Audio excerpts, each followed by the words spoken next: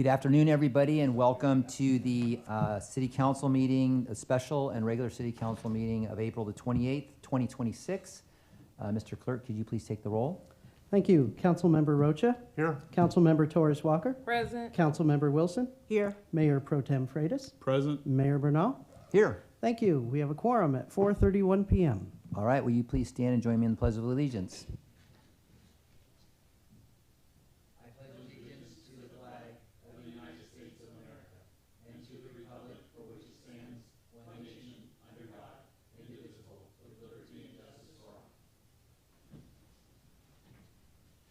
All right, excellent. Do we have any public comment tonight? We have no public comments. All right, I'm going to turn this over to our city attorney for her to let us know what's on closed session.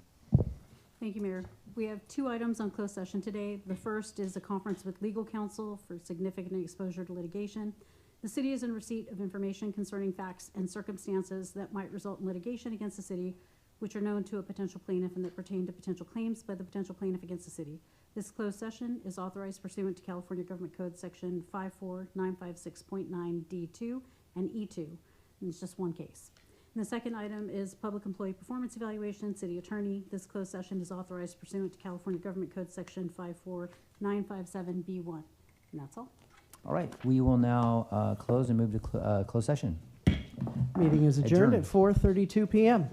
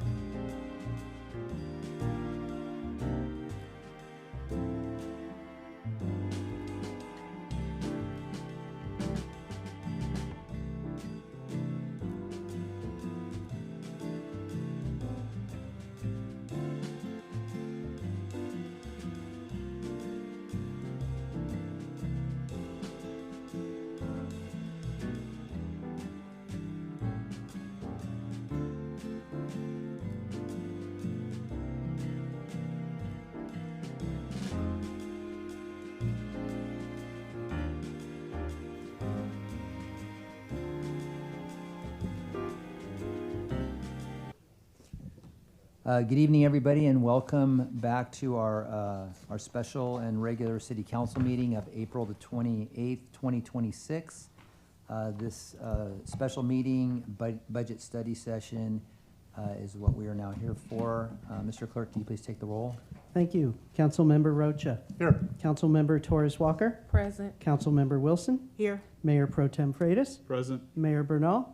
Here. Thank you. We have a quorum at 6:10 PM.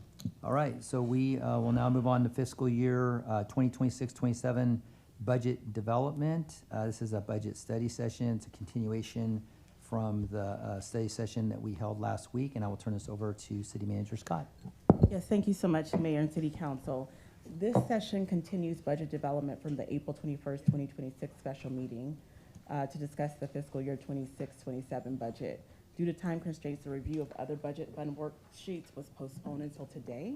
Attachment A provides budget worksheets for special revenue, capital project, internal service, Antioch Public Finance Authority, and housing successor to the Antioch Development Agency funds, enterprise street and landscape, recreation, and animal service fund budgets will be presented at a future meeting. I'm going to turn it over to Finance Director Merchant. Good evening, Mayor and Council. I have the packet here of all the funds as outlined by the City Manager. So I suggest we just go through page by page, and if there's questions, myself or departments are in hand to answer questions. Yes, that would be the way we would like to do it. Okay. Thank you. Great. So the first one, starting on page 2, is the American Rescue Plan. I will point out, it was requested at the last meeting what the spending for the AQCRT, the community response team, was, and I did confirm that it was spending through February of March 2026 was included in the cumulative total through March 31st. So I just wanted to first point that out there. This does show all funds being spent by June 30th. However, what will happen is obviously expenditures are going to stretch through December 31st, 2026. We just don't have a good projection of what those will be, particularly with the small business grant portion. So when, we will request a budget rollover in fiscal year 27 to carry those funds, reappropriate those funds into fiscal year 26-27. All funds need to be spent by December 31st, as previously discussed. All right, any questions on this page? Okay, the next is the Federal Asset Forfeiture Fund.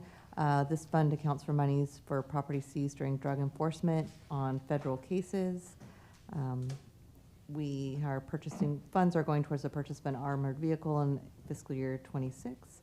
Otherwise, we just project a small amount of money coming in, and accumulation of funds that will be spent on the police department, by the police department in future years. So being that there's projected to be a $100,000 balance next year, what sort of things can we use that on?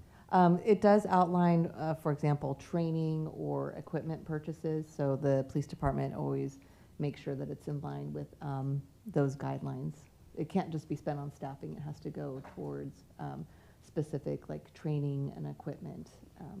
So to the extent that we're looking for money anywhere we can, if we could spend, some or all of that money on qualified training, I think it would be good to utilize these funds before we use general fund money. That's agreeable to folks. That's fine. Yeah. I do have a question. Yes. Ms. Merchant, on the shaded area in fiscal year 25-26, then 26-27, under investment income for 25-26, it's 15,000. That's with a carryover of 454,000. In 26-27, we'll have a carryover of 67,701, and the investment income is 18,000. That seems a little strange to me. Yeah, I probably do need to adjust that down, seeing that, when these are put together, it's trying to time when the purchases are happening, and we haven't gotten we haven't paid, the armored vehicle's on order, we haven't paid for it yet, so the balance is a little bit higher, accounting for higher interest income, so I can certainly. It was just the investment income. Yeah. I mean, you had almost $500,000 and Yes. you got 15,000, and you have 68,000 and you're getting 18,000. Just didn't seem kosher to me. Yeah, no, I understand, yeah, that, Okay. I could make that adjustment And there. the same point for 27-28. Yes. Yeah. Right. Any other questions on this one? No? All right. Okay, the next is on the asset forfeiture. These are, again, basically the same as the federal asset forfeiture, except it's, not related to federal cases. So if there's any questions on It's this. actually the same question on investment income between this fiscal year. It's 24,000 each year, but we will have the carryover in 25 is 181, or almost 182,000. 26, 27 is 83, but it's at 24,000. And Yes, but for this one, if you look at the ending fund balance, there isn't a significant difference between 25, 26 and 26, 27. But again, I can evaluate. yeah, it just the interest income. doesn't seem right. Yeah, but you won't be getting 25% on our money, right? So, and then the other thing, just the same comment about about utilizing these funds for whatever they could qualify for during the fiscal year. Great. Okay, the next is the abandoned vehicle fund, where we get money under AB 4114 for the registration of vehicles. We are transferring money to the general fund and each year to the police department. From that money, it gets passed through from Contra Costa County. And also, as noted, code enforcement or other staff may charge time here for abandoned vehicle abatement work. Okay, so in I noticed in 23, 24, 24, 25, we didn't transfer any money out. So are we just doing There was a this? significant amount of money accumulating, and when we were strategizing on the budget last year and looking at ways for the general fund, the discussion came up with the police department that actually that most agencies use these abandoned vehicle funds to supplement the police department budget. They can transfer it in to pay for services in there. So that is So what we started doing in 25, 26. to that point, can we transfer more money in this year and not save it till next year? Can we transfer 600,000 in and as opposed to 300 and 300? We could, although as you see, when we were just trying to keep it uniform, just because when you get to 27, 28, you can see most likely then in 28, 29, there's not going to be another 300,000 to transfer. But if the council would prefer for 26, 27 to bump that up to 600 and then, reduce that amount in the projections for 27, 28, we can certainly do that. So that 26, 27 will show a $600,000 transfer versus 300,000. I'm a little confused. So 25, 26, we have the investment income revenue from other agencies. That's the 349,000, and then transfer out, and so the total expenditures come to 353,000. So where do you are we? We're on abandoned vehicles. Oh, I'm sorry. Okay, got it. Never mind. Okay. Sorry, I went ahead. So So would you like us to bump up the transfer in 26, 27 and just lower the 27, 28 to accommodate basically using up that balance? What are the funds used for now? Police department operations. Just general operations? There's nothing specific? I mean, like vehicle replacements and things of that sort? It doesn't get used for vehicle replacements, as you know, we're not setting aside the vehicle replacement currently, but other expenditures, it offsets the entire police department general fund budget is around 60 million, so it supplements that in its entirety. But if you wanted to have another deficit reduction proposal for 26, 27, another 300,000 would take a chunk off that number, if that would be the direction of the council. So does council want to spread this out over 2 years, or do we want to take the whole 600,000 in the next fiscal year? I would say 2 years. I guess I'm being very prudent, but I think it's better to spread it out. 2 years? 2 years? Okay, so leave Okay, it the we'll way it just is, keep it please. as is. Okay. On the next page, it's the Supplemental Law Enforcement Services Grant. We get this money passed through the county. The money pays for salary for police officers. So as the money comes in, it gets transferred to the police department budget. So as you can see, the amount that we estimate to come in, we transfer the full amount to fund salaries within the general fund police department. All right, any questions on this? No? All right. The next is the Burn Grant, also known as the JAG Grant. We apply annually for funds through Contra Costa County. They get a master grant and they have subrecipient grants. It's not a whole lot of money, but we do apply annually to get funds. 25, 26, we had just a little bit remaining of a prior grant. In 26, 27, we have a grant we'll be starting under the new, and then just for projected 27, 28, there is a new grant we have applied for. We haven't, which is approximately 43,000 as well, but we don't have a final grant award agreement MOU, so that's not recognized in here. But for 26, 27, this is the amount of approved grant funds. It's going to the general fund to pay for the REACH services, as well as volunteer coordination within the police department. Any questions? No? Thank you. The next is the CFD 2016-1 Police Protection Fund. So this money pays for police services. The amount that we get through the property tax assessment that's collected on those properties gets transferred to the police department budget. All right. And that's the same on the next page for the other community facilities districts that's established for police services. So that money is transferred in the police department. All right. Thank you. The next is the Civic Arts Fund. This accounts for a portion of the transient occupancy tax collected. 30% of the transient occupancy tax comes to this fund. The reason the amount is increased in 25, 26 and then dropping down is we are we did lose TOT tax from Executive Inn being converted to Opportunity Village. In addition, in 25, 26, we have some collection efforts we're trying to get against 2 hotels. So that's accounts for some back transient occupancy tax if we're able to collect it. Ultimately, depending on what happens, we may have to write that off as a bad debt, but that's why it's dropping back down to 30,000 in 26, 27. I just have a general question.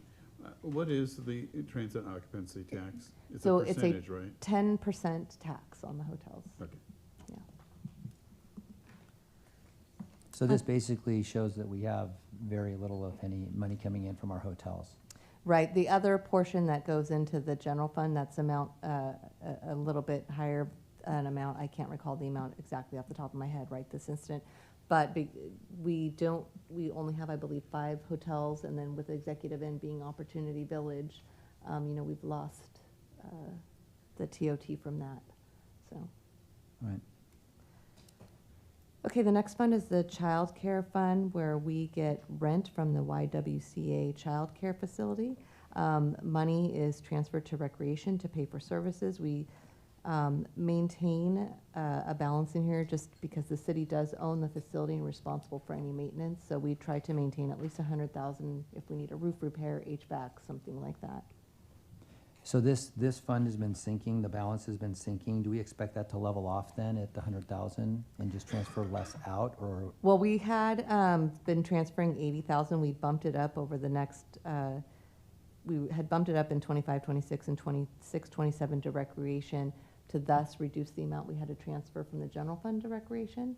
And so then it's dropping down to 135, but then in 28, 29, say that we get 115,000, because it adjusts by a CPI factor.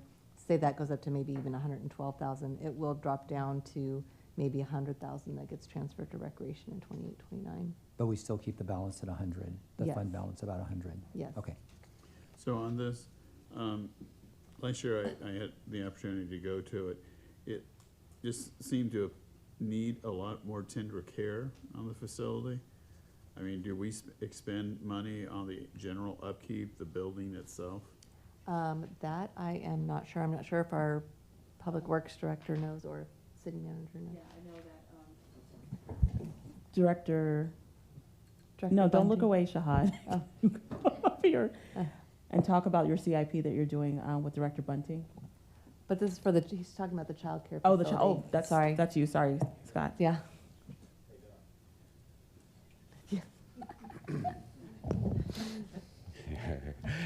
Good afternoon, Mayor, City Council. Yeah, it's a city-maintained facility. We're out there. We try to do repairs on it as we can. It's an older facility. That's why you see the fund balance as it is. But there is work that we do out there. Every year? What's that? Every year? Yes, there's work done on there. I couldn't tell you at what level, but yeah, it's one of the facilities that we're at. Okay. Do they do the day-to-day maintenance then, kind of I upkeep and don't cleaning? believe that we do the day-to-day maintenance as to upkeep of the facility, cleaning up, but yeah, we would take care of the major issues that would happen at the property. Like the parking lot? The parking, a parking lot would be something that we would look at, yes. Okay, could you look at it and just let us know? Okay, yeah, we'd love to. Okay. Thank you.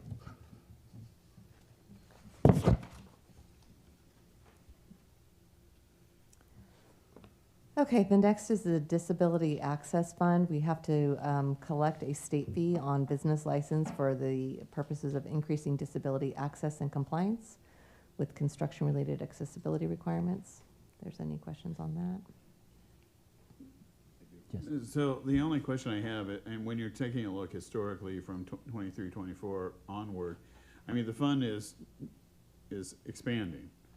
And so the question is, do we not have projects for disability, or is it, I mean, it seems kind of strange in this day and age with ADA that we have, I mean, this fund just continues to grow, not large, but it continues to grow.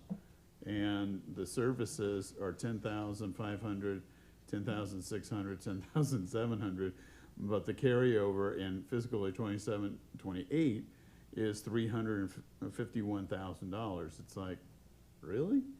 I mean, we don't expend $250,000 on disability enhancements? Yeah, this might be a combination question for Public Works and then Community and Economic Development, because the services and supplies in there is training for the building inspectors so that they are up on what they call CASP requirements. So that's what that 10,000 is. But in terms of what the project's allowable uses are, I'm going to defer if Scott is aware. Yeah, this is a fund, typically it's not something that we utilize. It is something that they're saying for training and for other sort of things. We can look into it to see if it is something that can supplement some of the ADA accessibility projects that we have throughout the city. I don't think it's something that we've done in the past, but it's something we can definitely look into. I think this is a great source of revenue for a very good cause, and we literally are spending, like $10,000 a year, yet the fund is $250,000. I really would like to have a report come back, because I think there is definitely a need with regards to disability enhancements. Understood? Yeah. And another question, when we upgraded Nick Rodriguez with the roof and all the other stuff we're working on, were there any ADA improvements done out there at that building during that project? Do you know? The Nick Rodriguez building? Rodriguez. It's currently underway right now, and there are ADA improvements being done within the building. Is that being taken out of the general fund to pay for that? It's a combination of the grant funding that we had for the building itself, and I believe there's some grant funding in there also. So if we, From maybe we some could, general fund. maybe we use this fund to pay for that as opposed to Yeah, and we'll general have to fund? do some investigation, because I know there was something, I can't remember what the exact project was, but community development, I had asked, and community development said, like, it can't be used for this specific thing. So I'm not sure if this is supposed to be for public projects, or it can be internal city ADA compliance. So, we'll definitely have to do the research on that and bring back the Yeah, information. thank you. I mean, the point is, you have $250,000 that Absolutely. can be used for disability. I think that we need to explore it and see if it can. 100%. That's all I'm suggesting. Yes. All right, thank you. Okay, the next is the CalFIP Cohort 5 grant fund. This was recently awarded grant. It begins April 1st and goes through September 30th, 2029. If there's any questions on that. Okay. The next is the ERF grant fund. The city was awarded $6.8 million in state encampment resolution funds, also known as ERF. So this is the budget for that. The county is running this program in cooperation with the city. So the money essentially gets passed through to the county and then the providers through the program the county is running. All right, good with that. Okay, the next is the California Volunteers Grant Fund. The city has received 2 grants from the state of California, California Volunteers Program. These will run through December 31st, 2026. All right, thank you. Okay. The next is the CalVIP Grant Fund. This is the first cohort of funding that we had received. We received almost $1.8 million. This grant runs through December 31st, 2025, with a closeout period through June 30th, 2026. So that's why it shows no expenditures for next year, but then we have the new CalVIP grant that we saw in the other fund. All right, thank you. The next is the PLHA, which is the Permanent Local Housing Allocation Fund. If there's any questions on this. I do, on this. Most of us went to a meeting at the Antioch High School and their program, which is building accessory ADUs. ADU, sorry. And so when I saw this, I thought, well, is there a possibility of having a collaborative effort between Antioch Unified School District and the city? And I'm just raising this for the subcommittee, and if that is a possibility, to have that discussion. I think we all walked away extraordinarily impressed that high school students are literally building these facilities, and I just think that this might be an opportunity to work collaboratively. Yeah, and I know we discussed the CDBG a little bit with them and what that would mean. I think we were gonna come back because we aren't clear if PLHA funds could be used for that purpose or whether it's just for the purpose of procurement of real property to develop housing. So it's kind of like we also aren't sure if these funds could be used, but as we also had the conversation about home key and probably using some CDBG dollars for that, there may be an opportunity here, but we got to make sure we had the appropriate information to move just forward. think anywhere where we can work collaboratively, we should. Mhm. Yes. Right. Okay. The next is the Community Development Block Grant Fund. So I thought next year's number is 850,000 or so. Is that correct, or? Well, the last meeting that we held, what we were told at that time was that on May 10th is when we're supposed to find out the actual budget. Okay. And we won't know until May 10th, and the recommendations that we're moving forward to the council will come on May 12th. So we should have more information at that time, hopefully, from the federal government, what those anticipated funds will be for next year. I think the question is like, are we still in the current 5-year cycle? Because if we're coming to the 5-year cycle end of this CDBG funding cycle, another 5-year cycle is finna kick off. And I believe the council sets the priorities for where the money is spent in the next 5-year cycle. So if this is just recommendations to continue out the spending of this current 5-year cycle, I believe we would like support on that, but the new cycle, we definitely will, Yeah, everybody will have a voice in where that money gets spent. And my understanding is the recommendations that we'll be voting on the 12th is for the previous approved funding that is in hand, not necessarily knowing what next year's gonna look like for a 5-year plan, that it would be the council to determine our vision, our goals as we move forward. All right. And then also staffing for CDBG is now being handled through our in-house folks, correct? We're not using an outside person any longer?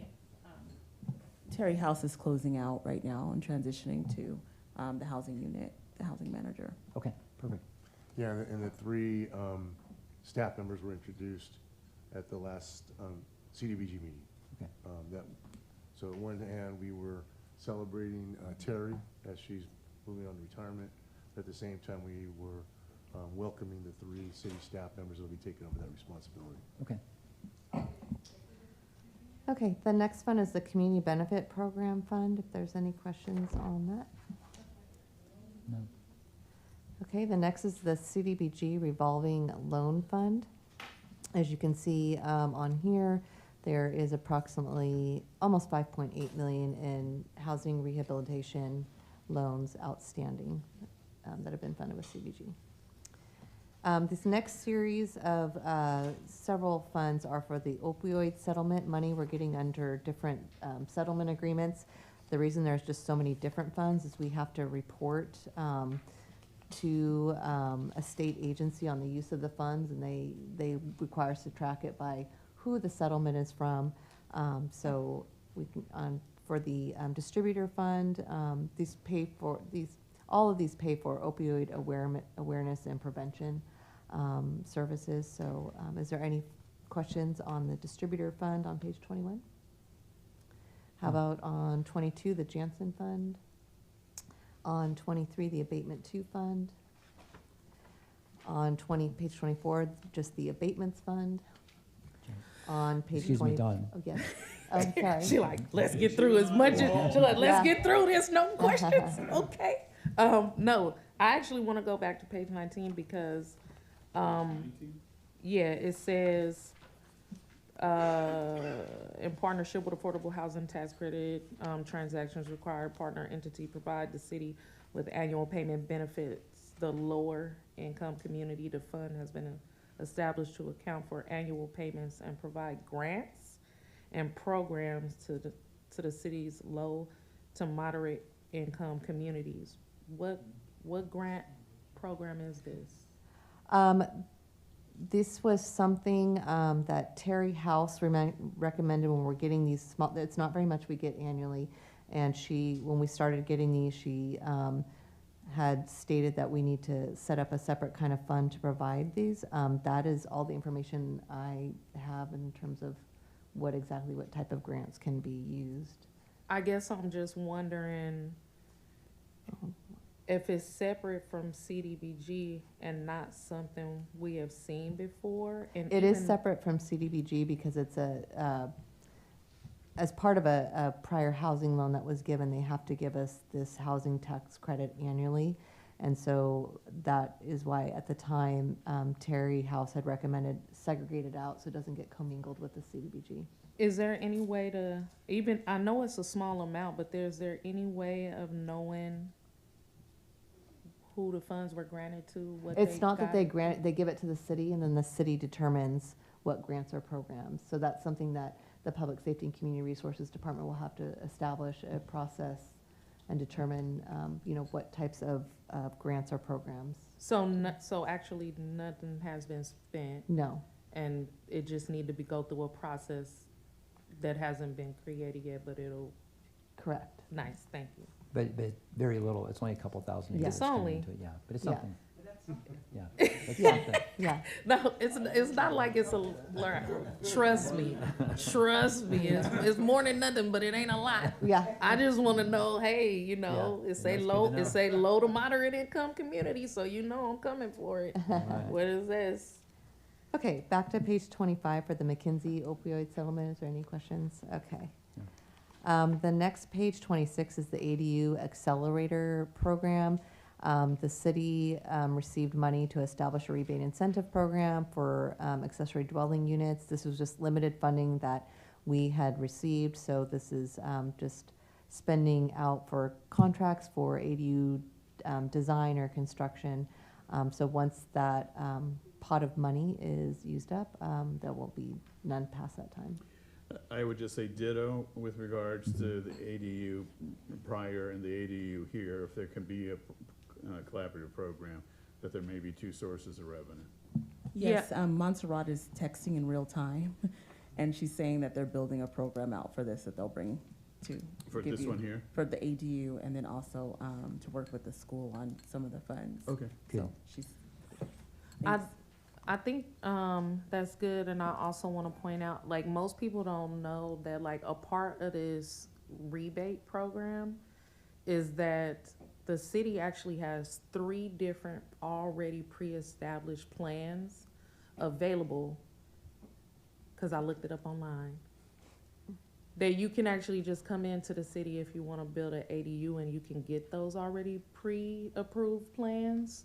Is that something that the city is still, I know Pittsburgh announced theirs and they got a lot of, accolades for it. I just want to point out Antioch was first, and do we still have a program?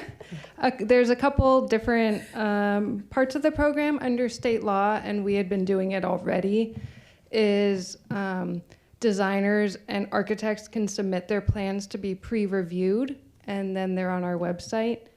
Through this ADU Accelerator program that's Senator Glazer's program, we have money that we are working with a consultant architect to design the pre-approved plans, and those will be ready soon. But separately, private architects can have plans on our website. For the ADU, so people could go and look at it, and it also states provide rebates. What does that actually look like in practice? Yeah, so this was the other part of Senator Glazer's program. So we receive the money, and then homeowners, as they build ADUs, there's a limited time period for the program. It's kind of a pilot, so just Senator Glazer's district has the money right now. So the homeowners, once they complete the ADU and get it finalized, then they would get a rebate, and it's preset per Glazer's program based on the square footage of the ADU. I believe you mean Grayson? Glazer. It's Glazer's old okay. Yeah, it's been that long. Okay. Senator, yeah, it's Okay. Senator Glazer's Okay. program. So, yeah. All right. Nice. Um, Is so- there any where, if myself or the public was interested in looking at this more, where would we Yeah, find so we information? have all the flyers on Community Development's website. We have that. Anyone who applies for an ADU, we let them know. Anyone who comes to the counter asking about an ADU, we let them know. So we try and publicize it. We've had social media posts as well. So that is kind of the outreach we've been doing. But, you know, we have people in the pipeline, but then you don't get the money till you Finalize yeah. it. Will we be able to know how many people are in the pipeline? Yeah, I can double check on that for you. That would be Yeah. nice, to know that people are actually utilizing this Yeah. for the purpose of creating more available housing and residual income for low-income homeowners. Yeah. Thank you. Mhm. Thank you, Planning Manager Meredith. Okay, the next is the RMRA, the Road Repair and Accountability Act. If there's any questions on this fund. I guess my only question is, we're showing a $5 million balance next year, we're going up to 7 million, and we're projecting $1.5 million in road projects. This is 2 years out, so it's not in this budget, but I would just say with that sort of a fund balance that we accelerate our street projects and do $2 to $3 million, especially with the backlog I know that we're experiencing. So do a bigger project. I like that. Any consensus from council on that? Okay, good. All right. Okay. Although somebody did email me complaining about speed bumps that they asked for. Oh, they don't like them now? I think they have to pay to take them out if they don't like them, so that's all That is, that. I will tell you, that was a city of Martinez's experience. They put them all over, Mhm. and about 6 months, 8 months later, they wanted them all removed. All right, next. Okay, the next is the Delta Fair Property Fund, if there's any questions on this.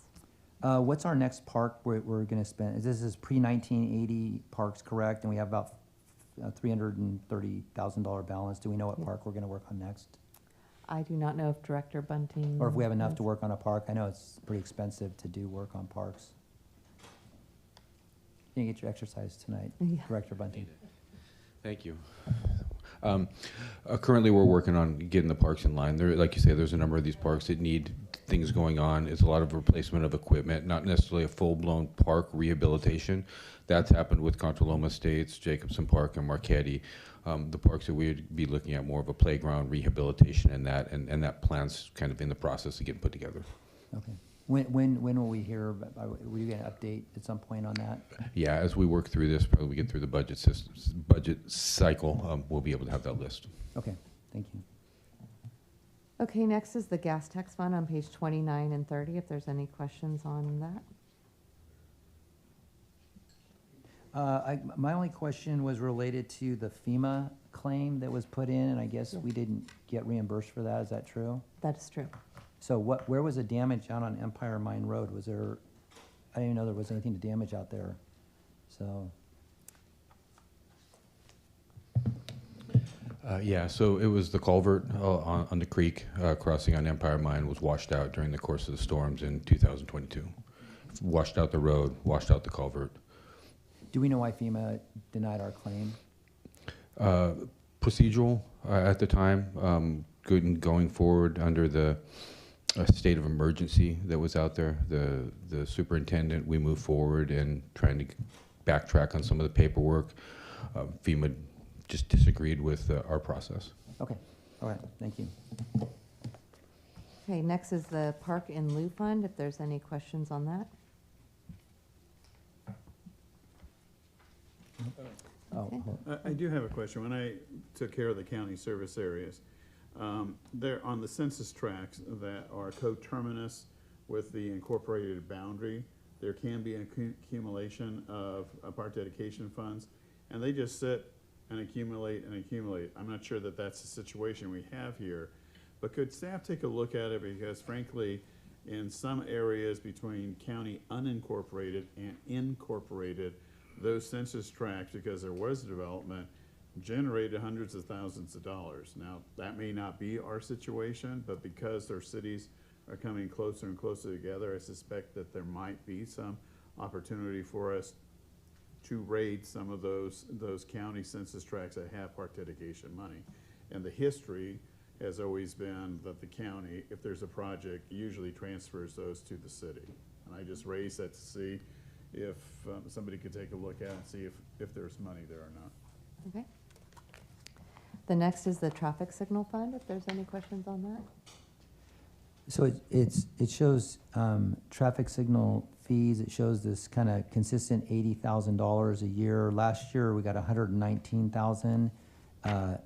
We have quite a bit of development occurring, so wouldn't we expect that to at least stay the same or increase? It wasn't last year, it's the budget was 119,000, and based on current year projections, they're estimating it to only be 80,000 versus 119,000. Got it. Okay. Last year we collected just under 80,000. Okay, so we're saying we're expecting about the same. Yes. All right.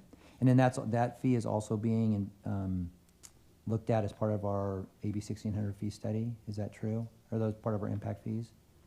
That I Or is am that, not sure. okay. I'll have to get 'Cause back to you I on think that, I that's a don't know. pretty low, I think that fee's pretty low. I don't know if we're looking at that as part of our overall fee investigation.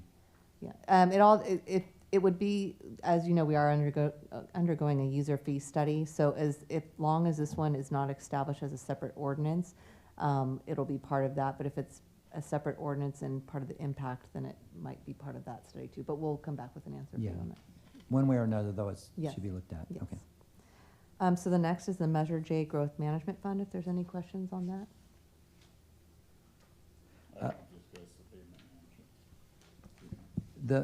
It says median island improvements, so it shows 735, 25, 26. It's proposing 550 and then 550.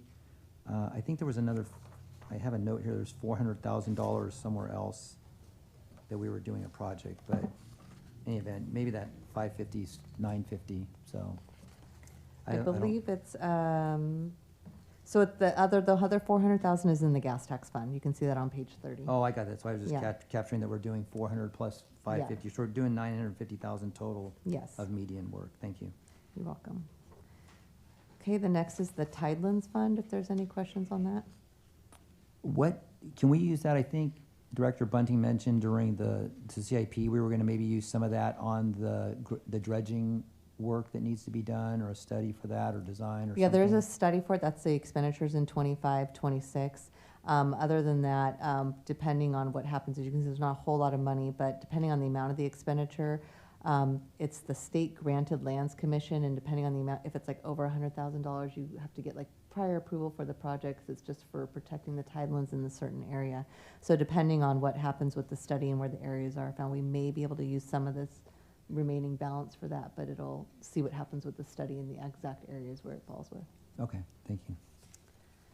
The next is the Solid Waste Reduction Fund. I know there was some question at the last study session. We had proposed potentially reducing the franchise fees by $100,000 just in fiscal year 26, 27. The council stated they wanted more information on the Solid Waste Fund before a decision was made on that, so turn this over for any questions on this fund. And then you can see the separate divisions on the next page for the solid waste used oil and the reduction division. So my question, it is a franchise fee, so I assume there is an agreement, correct? So this is part of the garbage franchise fee with Republic Services. The city allocates a portion to the solid waste fund, and so that's why, in the past, at one time there was $160,000 that the city allocated to the solid waste fund. As the program grew a little bit, we increased the amount to 320,000. And then in 25-26 had increased it to 400,000 based on some anticipated projects, and we were carrying that forward. So the city does have the discretion to change that allocation to the solid waste fund, which is why we posed potentially reducing it by 100,000 just in fiscal year 26-27. You would not be able to do that again in 27-28, or else there would not be enough money to fund the services and supplies and personnel in this fund in 27-28. The other part of that is, this is a franchise fee, so how many more years do we have of that contract? So that is going to be going out, an RFP is going to be issued. There is some money built in, as you can see, in 26-27 for consulting services for the franchise agreement. That's why you can see it bumps up 79%. So it is anticipated at some point during fiscal year 27, a new franchise agreement with So under some the, provider will be. so under the issued, service yeah. and supplies, the money that's there, that's been increased, that's all the preparation work? Correct. Okay, so in franchise fees, they legally only need the council's approval? It's not a Prop 218, or is it a Prop 218? I will defer to the city attorney, but I do know we have a separate franchise agreement with the provider. I'm not sure what else it might be governed by. It's a franchise fee, so I assume the council is the deciding body and it's not a Prop 218. I'm just questioning that. I think that's true, but I will double check and I will. Okay, and the reason why I'm asking that, if there is a trigger for a Prop 218, I think we need to look at financing it. That's the only Yeah, question. I don't believe there is, and I will only say just because it's not a property-related assessment, which No, right. triggers the Prop 218, and we're not collecting it from the homeowners. You know, we have a separate agreement right now with Republic Services, so they're giving us a percentage. Yeah, of I the just fees. want to, Yeah. just try to be forward thinking. No, absolutely. Okay. And then the services and supplies is going up by $200,000 this next fiscal year? Correct, and that is for the RFP and consultant to help us with the new RFP for a new franchise agreement. Okay, So then you can see it drops back down in 27-28. I would hope it wouldn't cost us $200,000 to hire a consultant and, to negotiate that franchise fee, but we can. Yeah, we see. can come back with the information. I know that Deputy Director Zepeda has gone out to about 3 cities to see what their process is, see who their consultants are, and he's very surprised at how expensive it's gonna be. Okay, okay. And so is there any sort of consensus if we want to maintain the 400,000 of franchise fee revenue allocated in 26-27, or did council want to reduce it by the 100,000 in 1 year as we asked at the last meeting? I'd like to reduce it by $100,000 in the next year, and then also look real closely at that $200,000 cost to do the negotiation work on the agreement. Is there consensus on the 100,000? Sure. Okay. Thank We're you. desperate, Dawn. Okay, the next on page 37 would be the National Pollutant Discharge Elimination, or the NPDES fund.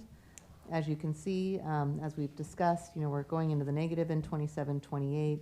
The city is actively looking into in how we can increase the stormwater assessment, and we've brought forward the challenges with that. So, barring any other questions. Why are we going from 572,000 this year to 943,000 in personnel? That's a lot. And then So there was vacancy savings in fiscal year 26, and then previously, there was an administrative analyst that was charged in the general fund that we transferred money from the NPTES fund to pay for that salary. That position was reclassified to an environmental resource specialist instead of an administrative analyst, so the decision was made internally to directly pay for the salary out of the NPDES fund rather than keep that position in the general fund and transfer money over. Yeah, but then we run out of money in 2 years, and then Well, we're gonna be if you paying for it do out the of general transfer, fund. it's replacing the transfer with salary. There is a little bit of a cost differential, but instead of transferring money to the general fund to pay for, a good portion of that salary, we're paying for the salary directly out of the NPDES fund directly. It's the same amount of money. Yeah, it's pretty close. It's a little bit different, but But so this is showing a $1 million deficit, right, between money coming in and money going out in 2 Yes. years, correct? yes. And so that's gonna be paid for through the general fund? It will ultimately have to be if the city is not able to find another way to increase the stormwater utility assessment fees. So how much did the general fund contribute The prior- general fund has not contributed money Ever? prior, no. Okay, that's a big number. I mean, that's Yeah. a big deal in 2 years. So that, we need to, hold up something to say that this is coming. Yes, to and we the- absolutely know that's important, and staff is diligently working on it. Okay. Okay, the next is the traffic safety fund on page 39, if there's any questions on this fund. No. Okay, the street impact fund on page 40, just as we've mentioned, we have to close out this fund. This was due to the legislative changes for the garbage franchise fee. So now all the franchise revenue is going into the general fund with a small split to the solid waste. So the next on page 41 is the storm damage fund. This is accounting for the FEMA money. As you can see, it does show negative 125,000, but Public Works has applied with the Federal Highway Administration for potential grant revenues to pay for that $125,000 shortfall. And if we're not successful, we just write it off? We just pay it out of the general fund? or- Well, potentially general fund, or depending, there might be some other sources within the city that would qualify for the expenditure, just as gas tax for the prior one qualified for the Empire Mine piece. There might be, we'll definitely explore if there's another fund that could pay for that. Mr. Mayor, Yes. I know we have 4 minutes before the beginning of our meeting. Can we just stop here, take a 3-minute break, and come back after our agenda is finished? After our A regular regular meeting? meeting, so that we get this completed tonight? All I will say is that I'm going out of town, so I need to leave after this, as it would be if the city Well, manager would why mind don't going we, through, but instead of going through, just kind of quickly glance and see if there's yeah, any if there's questions. any, yeah. I can, the further I went, frankly, I didn't have. So the East Lone Tree Benefit District, that shows the balance of $12 million, and then there's a $2.8 million expenditure next year. Is that for the That's in design? 27, 28. Yeah, in 27, 28. Not, I say next year, the following year. Right. Is that for the design of that roadway? Is that what the 2.8 is for? Okay. So as I flipped through, I went to page 68, 69. The only question, and they'll probably come up in some of the reports to us, is how much of a, I don't know what the right word is, how much of a deficit that we have in the post-retirement medical funds, and how large is OPEB, and Yes, and we did Retirement. talk about that. I actually have, I believe, the report from March 10th, because this is directly related to the OPEB unfunded liability. So let me just find that from the March 10th report, because I know that was one item that council had asked to be reported out. So let's see.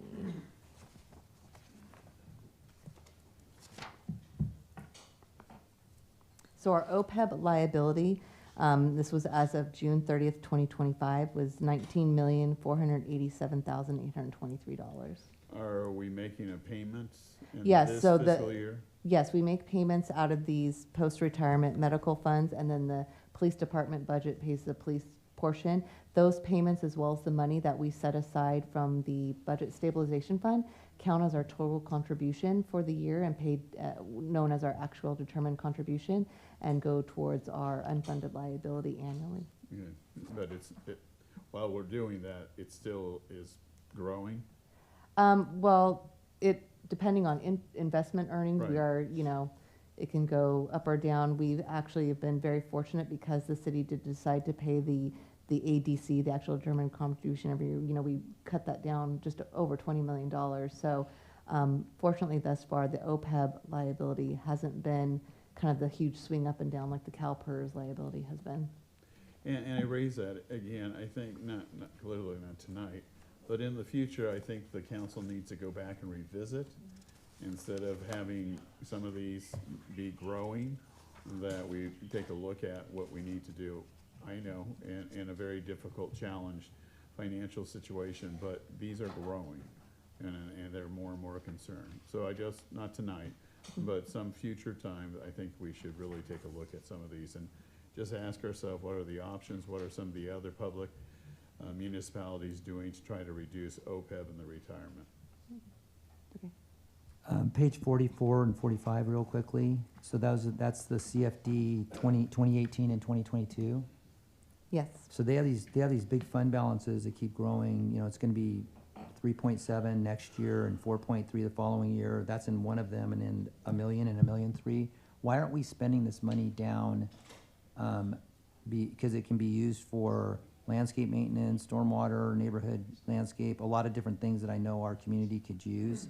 Is there a reason why this fund keeps growing and not being spent? I will have Public Works look into the expenditures for the next 2 years to evaluate the work that can be done in that area. So you're correct. The CFDs are relatively new areas, so a lot of this area, the money needs to be spent within the CFDs. So it's a matter of coming up with projects where we are gaining fund balance on this, and it will be used within those CFDs. It's just a matter of identifying projects. Like I say, they need to be used within the CFDs. It's not citywide. Okay, but so is the level of service of maintenance higher in these CFD areas, being that they're fully funded as opposed to other parts of town that aren't? The level of service, it's a different situation, but the level of service can vary depending on what areas town people are in. Within the CFDs, there is a more stable funding source. So those should look better than the other parts that have a less stable funding source, correct? Kind of expect everything to look good, but yes, I think there's more funding for within the CFD areas. Okay, because I know the expectation of those property owners that live in those areas that are paying these CFD taxes every year is the expectation is their landscaping and whatever else this supports looks and is maintained at a level that is represented by all this money that's coming in. Yeah, understood. And some of these areas also have HOAs that are taking care of some of their facilities too. Okay, perfect. And then just real quickly on the capital improvement front, on page 46. So it's showing a $23 million expenditure in 25-26 budget, and then nothing next year. So I suspect this is probably for the L Street project mostly. Is that going to be finished? It's L Street and the Bike Garden. So are those both going to be finished up in this fiscal year? I mean, they're like Bike Garden's not even going to start till next year, correct? Bike Garden won't get under construction this year. The second phase of L Street is also going to not get under construction for a year. So completion of both of those projects is probably 2 or 3 years out.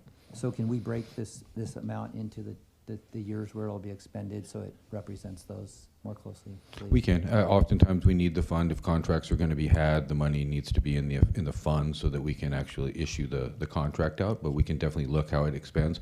Oftentimes the money is front-loaded within our CIP because whether it's planning or construction, we can push the money forward and have the money available if we happen to need it rather than come back to you to kind of get the budget revised. But I understand what you're saying, and we can make it more representative. Okay. You guys bear with me for one more second. The 80-27-31 money, we have $667,000 in that account. I know one project was to do that fencing along Lone Tree Way in front of Pruitt Park and all of that. Is that project still in the books, or do we want to look at something different? Because that amount of money we could use to rehab landscaping on loan. There's a lot of different things we could use that money for. And that would be fine, yes. We have talked about doing the fencing, or the wood fencing in front of Pruitt. That's the project that's been identified. If there was other projects that we'd rather look at, would love to hear about it. There is also some funds that go from this for the storage of files and things that we have left over from this assessment district. Okay, so I think that when we have these with fund balances and we have needs, I think it'd be good to just be looking at ways that we could expend that. Understood. Excellent idea. All right. Vehicle replacement, so that's on page 60. So we have a projected service charge of $2.7 million coming in 27-28. Is that assuming we're reestablishing the $1.7 million? Yes. Okay. Yeah. All right. And all right, that's all I have. So thank you very much sorry everybody, we had to go a little over, but thank you for Thank you. doing Appreciate the time and the discussion. All right. So we are concluding our study session right now.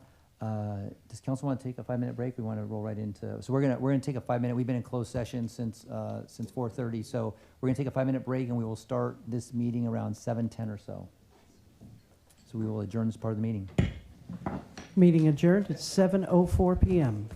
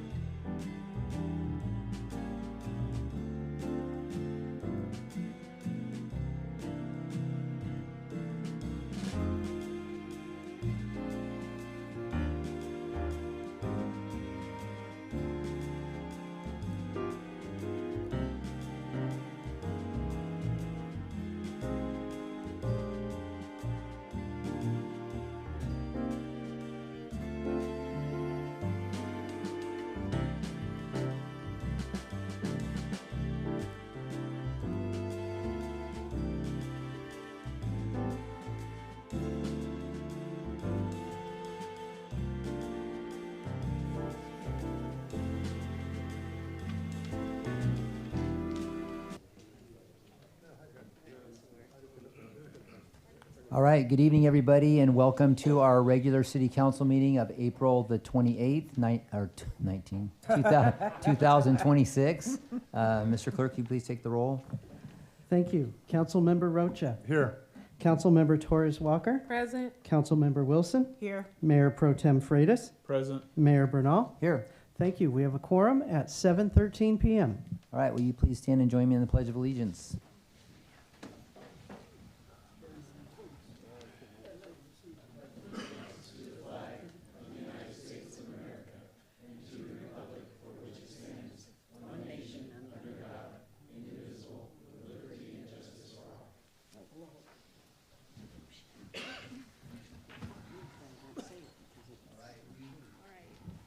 We have returned from a closed session earlier this afternoon, and Madam City Attorney, will you please report out on that? The first item on closed session was a conference with legal counsel, significant exposure to litigation, and that closed session was authorized pursuant to California Government Code Section 54956.9 D2 and E2, and there's nothing to report out on that item. The second item was public employee performance evaluation, city attorney, and that was authorized pursuant to California Government Code Section 54957B1, and there's nothing to report out on that item as well. All right, thank you very much. Public comment. Thank you. Can we please have Kathy followed by Michelle?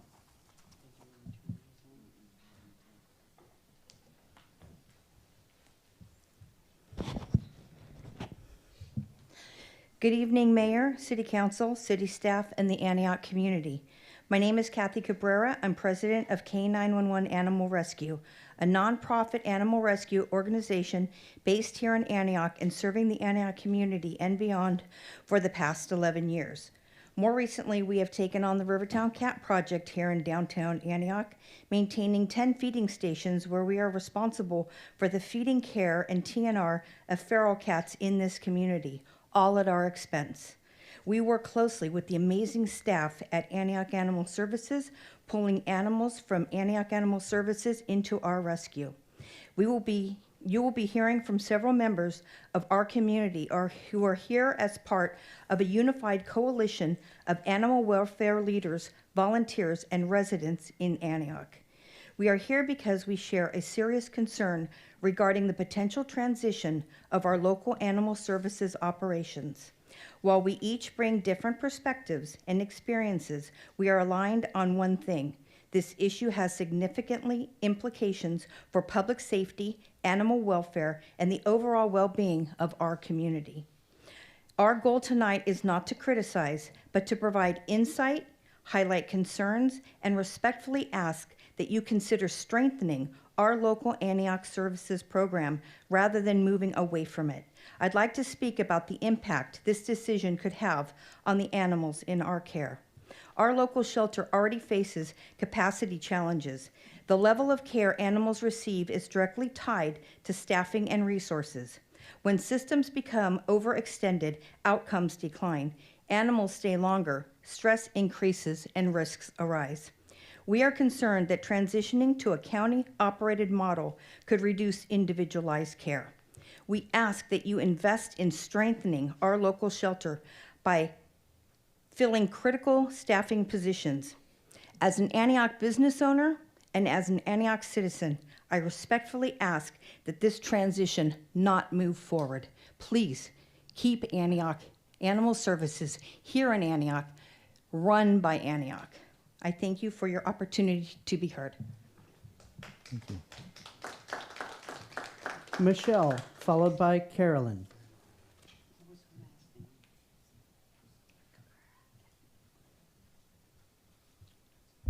Good evening, Mayor, Council, staff, and community. My name is Michelle Kuslis. I'm with Friends of Animal Services, and I also volunteer locally within the city, and I've been here most of my life. I'd like to speak about two deeply connected issues, public safety and local control when it comes to animal services. Animal services is not just a shelter. It is a frontline public safety department. Animal control officers are out in our community every day responding to dangerous dogs, bite cases, hoarding cases, abuse, and/or neglect situations in animals, including wildlife or even livestock that's in distress. These are not optional services. They are essential to keeping our residents safe. When Antioch Animal Services is properly staffed and supported, those calls are handled quickly and effectively. But when response time increases or enforcement is reduced, the impact is immediate. More animals remain at large, situations escalate, and the risk to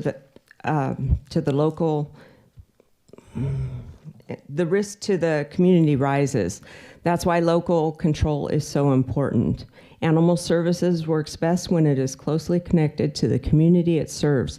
Local staff understands the specific needs of Antioch neighborhoods, and we have very specific needs in our community. They build relationships, they establish trust, and they can respond with the urgency and familiarity that our residents expect. When operations shift to a regional or county level, that connection can be lost. Systems become more centralized, response areas grow larger, and resources are spread thinner. We are concerned that transitioning services to the county, whose system is already managing multiple jurisdictions, could significantly impact response levels here in Antioch. Public safety depends on having a team that is present, accountable, and focused on our community. We urge you to preserve local control and invest in strengthening our existing program that starts with filling the vacant Animal Services Manager position, as well as Animal Control Officer and support staff roles. These positions are critical to maintaining service levels, ensuring timely response, and protecting both residents and animals with services we have been privileged for the past 48 years within our city. Thank you. Carolyn, followed by Tiffany.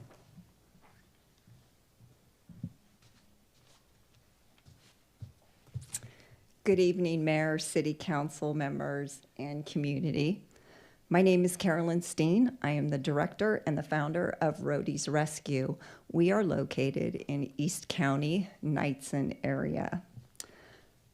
We are concerned that transitioning services to the county could significantly impact response levels, as the county system is already stretched thin.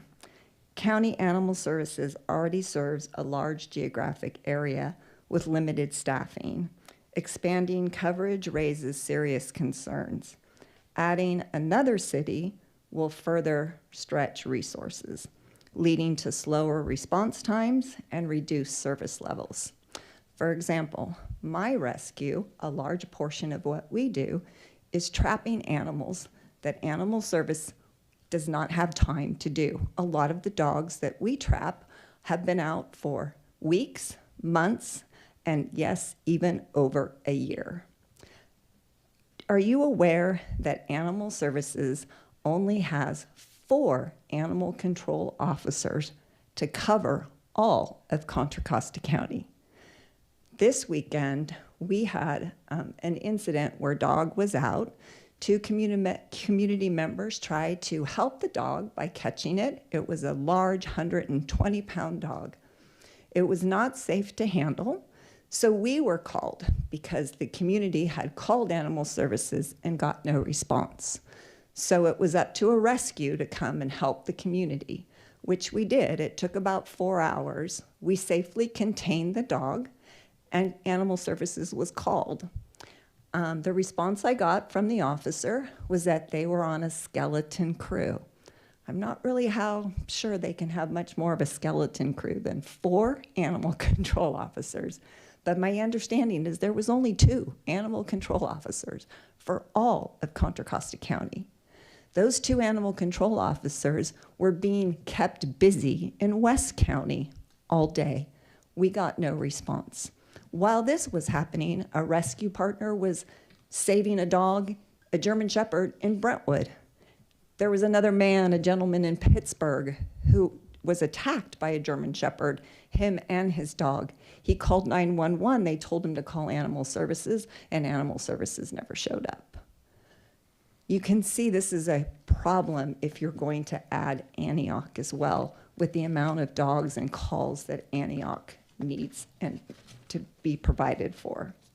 With this in mind, we encourage keeping local operations, and we respectfully ask that you prioritize with filling vacant animal service manager position along with animal control officers and support staff for the shelter. Thank you. Tiffany, followed by Nicole.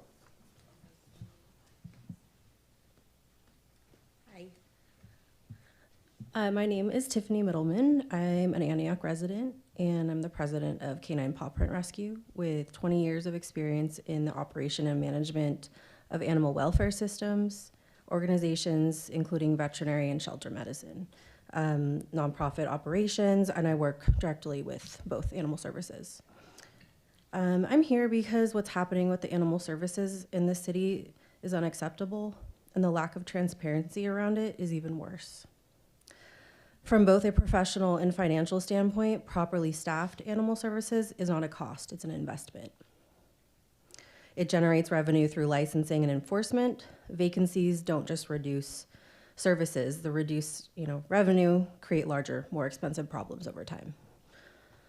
Antioch residents voted to have our own animal services for a reason.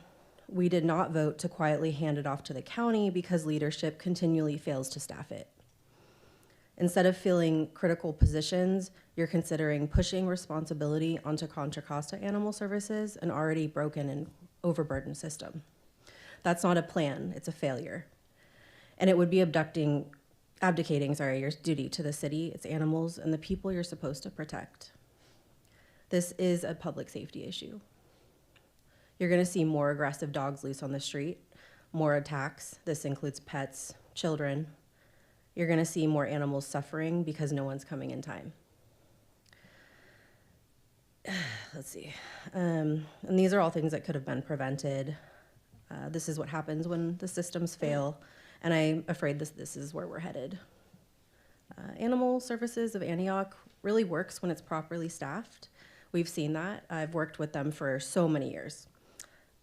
The problem is not the department, it's the failure to hire, follow through, and maintain a functioning system. And there have been some real efforts and improvements made, but because of the chronic understaffing, we've kind of stalled. And instead of fixing that, we're trying to push the responsibility somewhere else. And those of us working in animal welfare, we're already exhausted.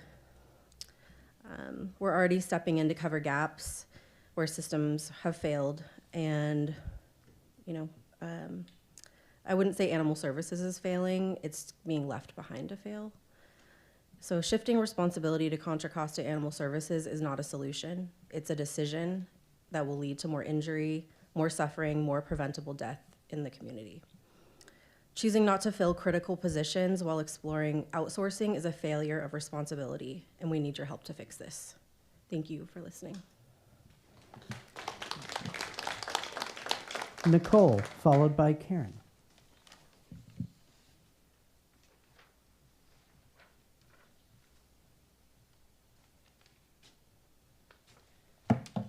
Good evening. My name's Nicole. I run a local animal rescue as well.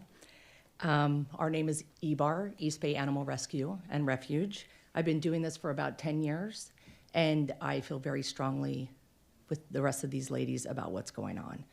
So I'm going to give you a little bit of my opinion. Everything I say tonight is about the animals. This is about getting as many animals a safe home as possible, and also understanding that not every animal can find a safe home. To us, every animal has a name, a story, and a journey. The large shelters are, two large shelters, animals are statistics. The larger the shelter, the larger the disconnect there is to the animals.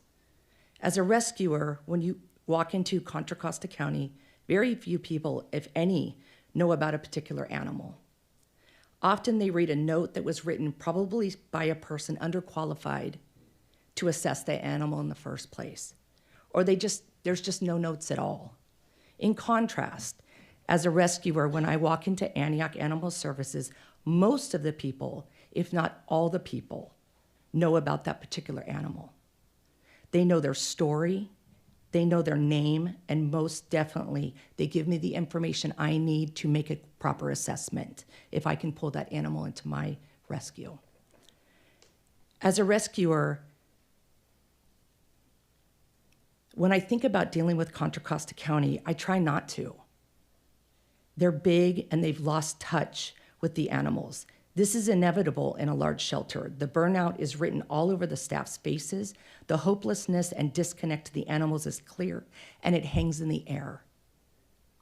When these concerns have been raised in the past to the manager, I got a politician response, and nothing happened for the animals. At the Antioch Animal Services Shelter, we are treated with respect, we are valued, and most importantly, they know their animals. Again, the animals are not a statistic. They have a name, they have a story, and they have a journey. And most importantly, these animals are treated with respect. I am very angry that these backdoor talks have been going on, and I urge you to take a look at what's happening before you join forces with Contra Costa. I think it's a failing system, and I think it needs to be looked at very, very thoroughly. Thank you. Karen, followed by Aiden.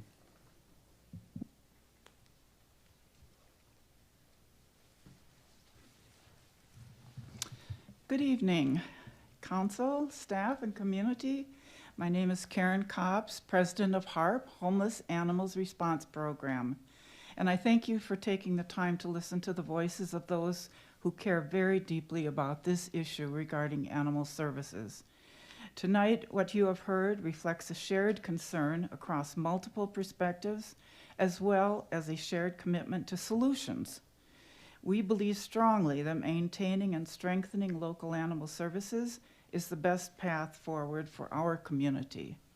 This is about public safety, accountability, and ensuring that both residents and animals receive the level of care and response they deserve.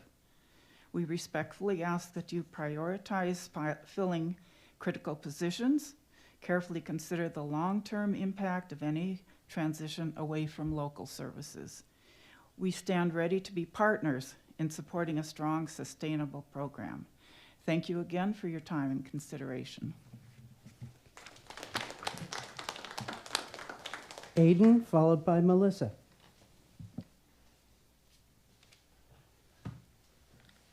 Good evening, everybody. My name is Aiden Sima. I'm here, a resident in Antioch, California. I'm also a Master's of Social Work student at University of Southern California. I'm here to speak today about housing instability in Antioch.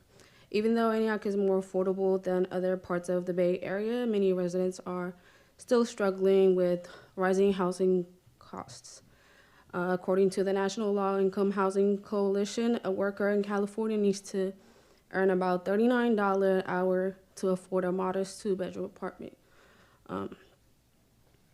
which is higher than what many local jobs pay here in Antioch. This gap between wages and housing costs leaves many working families financially vulnerable.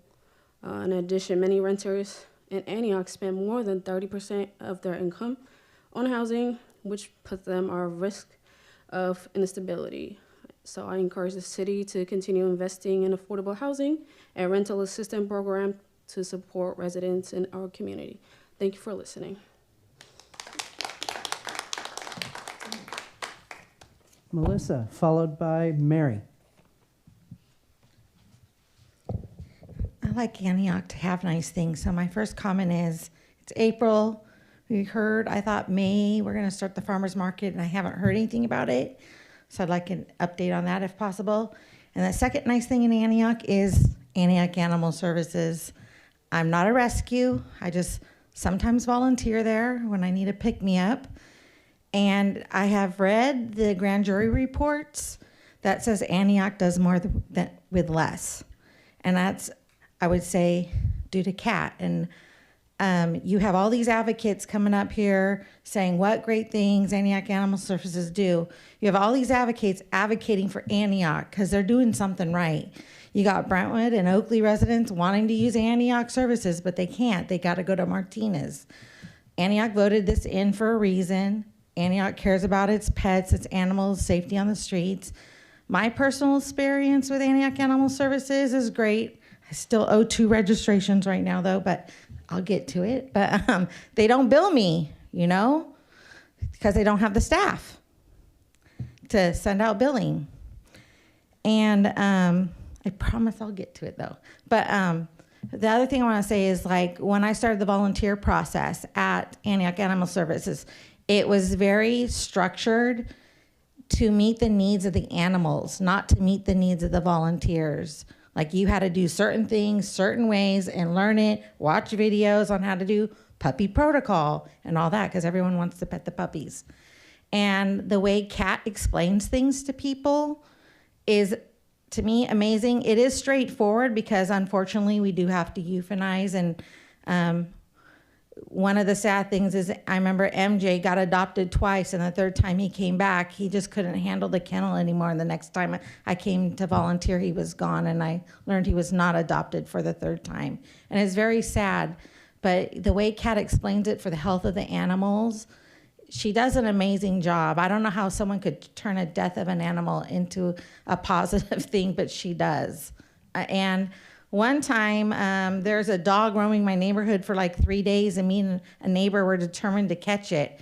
We couldn't. We called Danny out. Danny came, and with the help of me, my neighbor, my dog Vixen, and Danny, we finally caught that animal roaming our streets, and that animal now has a home with my neighbor. So Antioch Animal Services cares. They do a great job, and I just want to say that's been my experience. Thanks.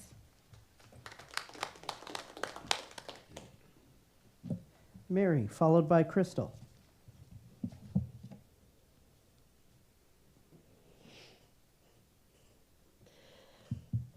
I'm Mary Lutz. I'm speaking tonight about the recent budget decisions that you're working on here in Antioch, California, with the cancellation of the Angelo Quinto Community Response Team that was raised as an option. At the same time, the city is reallocating significant public safety funding, including millions through California Violent Intervention and Prevention programs intended to support prevention, community-based intervention, and alternatives to traditional law enforcement. That creates serious concerns about the alignment of federal funds that were also used and acquired to purchase the former PG&E building, with the understanding that it would serve as a public safety and community resource facility. That commitment matters. The investments were meant to expand community-based safety solutions, not reduce them. Elimination of the response team moves the city in the wrong direction. It removes one of the only unarmed community-based crisis response options available, particularly for mental health calls. And law enforcement response is not always appropriate. When public funds are not used in alignment with their intended person, it erodes the trust and exposes the city to increased scrutiny and potential legal risk. The community is watching closely and expects accountability. It's not just a budget decision, it's a statement about priorities. I urge you to maintain the strength in the community-based response team and not eliminate them. And if it's used for something else, we, the city, as citizens of Antioch, will sue the city of Antioch and file complaints with the federal government for misappropriation of funds. Have a good day. Crystal? Hello, everybody. I know I come up here and complain a lot, but I want to just say thank you to Miss Tamisha Walker. She is in my district, and she's doing an amazing job. Nobody sees the background of what these people do, and I see you, and I thank you. To Chief V. Hill, I appreciate you. Miss Bessie Scott, thank you. However, my issue today is on the police commission that we just approved, Mr. Solis. This commission is supposed to provide independent oversight of the APD due to previous racism that was in our department for years. My question is, What can Manuel Solis Jr. do for Antioch if he sat up here in front of all of you guys and said that he was surprised that APD was racist and that all these things were happening? He also came out and stated that he didn't understand why these people didn't come out and say anything previously. So I'm not understanding what he's going to be able to do for the police commission if he doesn't understand what his job is. I want to also say that he sat up on the commission for one of the meetings and said that over and over again asked questions because he wasn't up to speed on things, but he said he went back and looked at previous meetings. It just seems to me that he doesn't understand his job or what he's supposed to be doing there and maybe needs to be spoken to, or maybe we just need a new commission. Now, mind you, I don't have anything against this man, but what I do know is that he has been in the previous city council. What I do know is he has lived in Antioch for years. So if you've lived in Antioch, if I'm white and I understand what racism has been going on here, I'm not understanding how he doesn't see that. We've dealt with this for years and years, and anybody who understands racism, systemic racism, is gonna see that you can't just come up in front of a city council and say, hey, this police officer was racist against me, because they're gonna come back on you, especially the people who were out there doing everything that we're doing and why we have had all the civil lawsuits that we've had previously. So I'm not understanding, I just need to understand what is he really gonna be able to do for us, and how is he going to move this city forward instead of taking us backwards, because he doesn't know what he's doing. He doesn't understand the job or where we're supposed to be going. I need some explanation. Thank you. Andrew?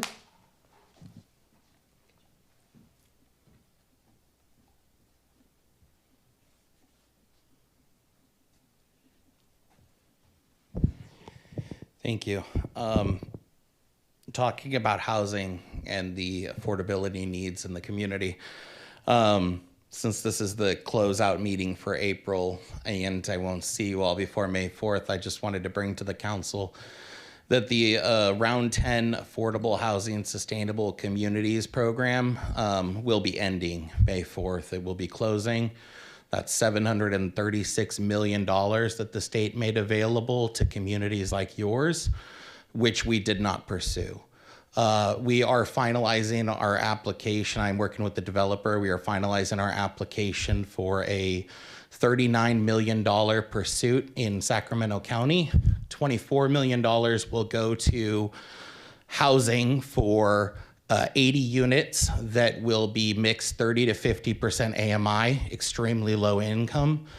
There will be $1.4 million proposed for Sacramento Department of Transportation for a upgrade from Class 2 bike lanes to protected Class 4 bike lanes, 3.44 miles.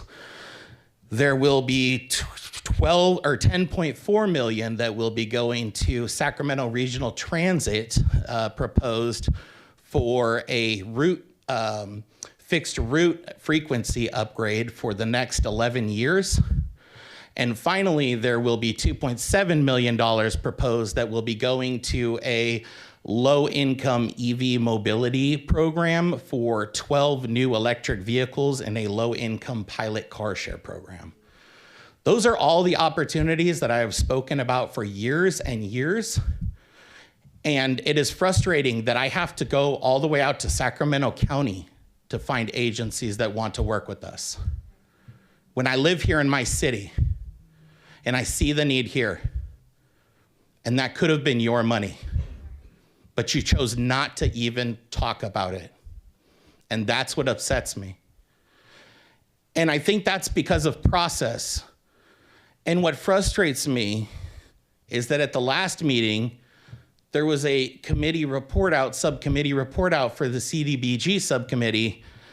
And respectfully, I found it very disingenuous because that report out did not even include that there was no quorum met within that meeting. But the meeting happened anyway. All information was given to the only attending committee member. And then that sole committee member brought forward to this council that there will be recommendations coming out of that meeting that will come forth in the May 12th council meeting. How did one council member elect to continue through a subcommittee meeting? Staff did not choose to stop that meeting, continued all the way through, took roll, and then nowhere in the report out was it stated that Councilmember Torres Walker was not even present. Thank you. I see no further public comments. All right, thank you. Moving on to proclamations. Do I have a motion to approve the proclamations? Move approval? A motion from Councilmember Wilson, second from Mayor Pro Tem Freitas. Please cast your votes.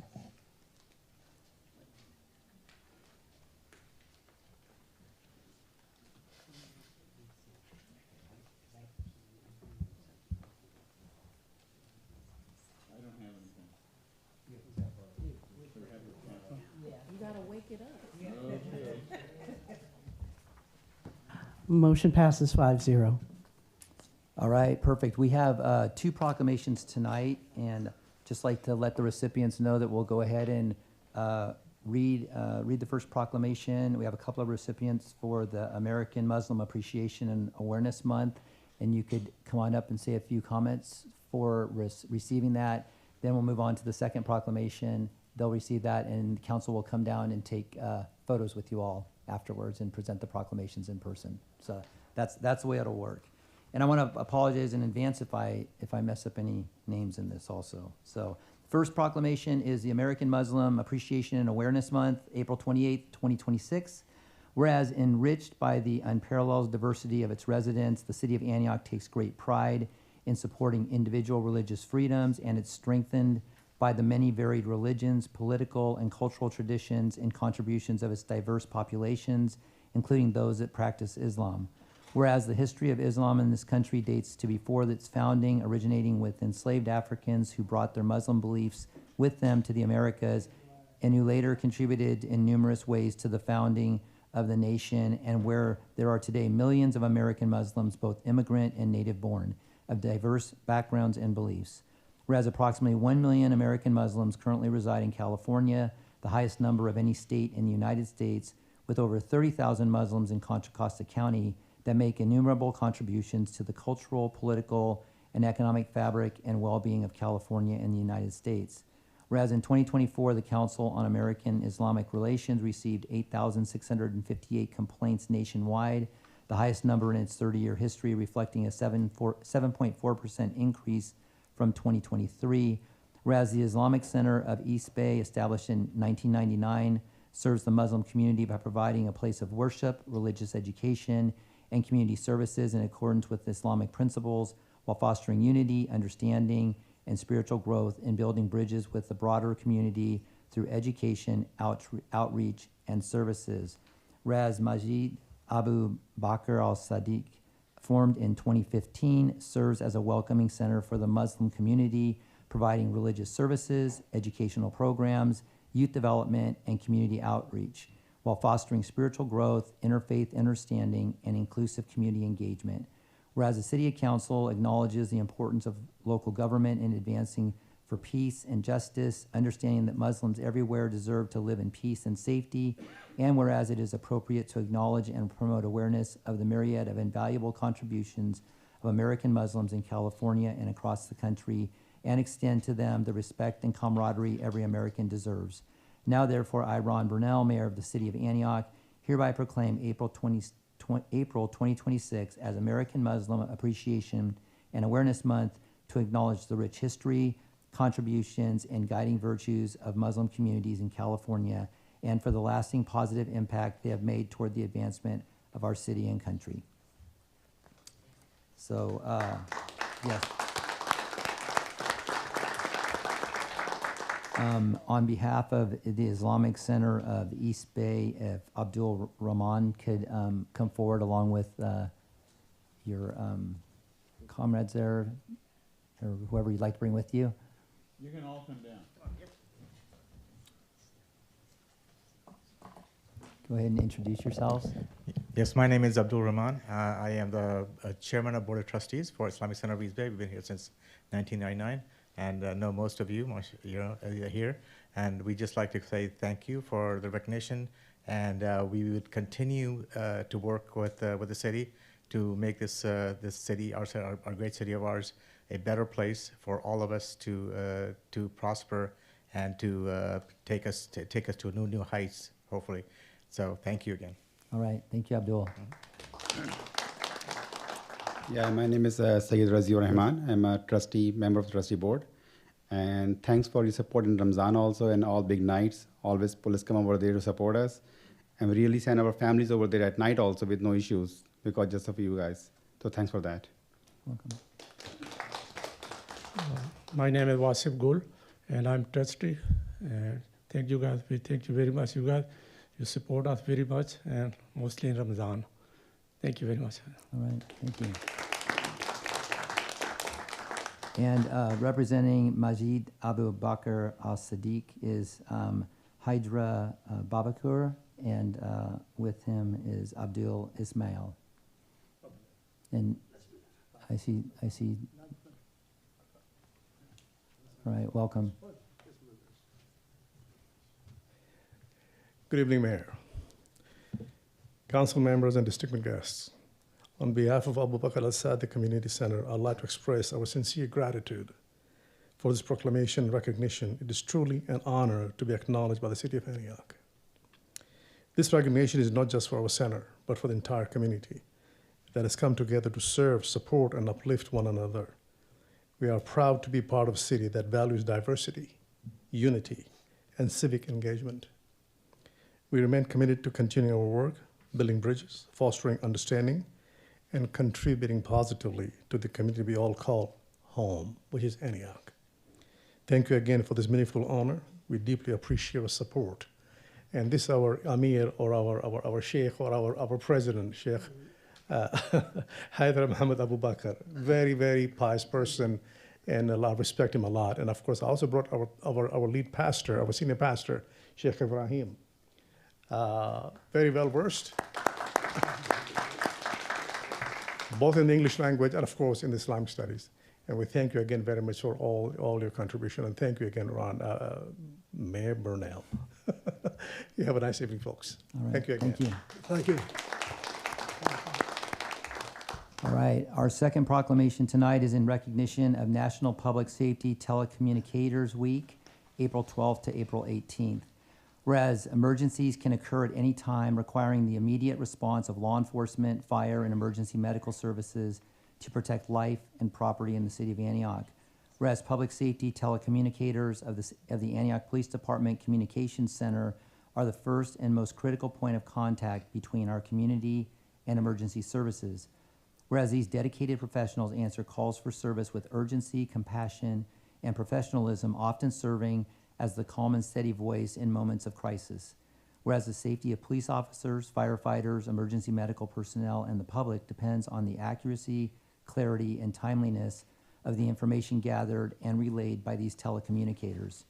Whereas members of the Antioch Police Department Communications Center coordinate complex and rapidly evolving situations, monitor radio traffic, and provide essential support to first responders in the field.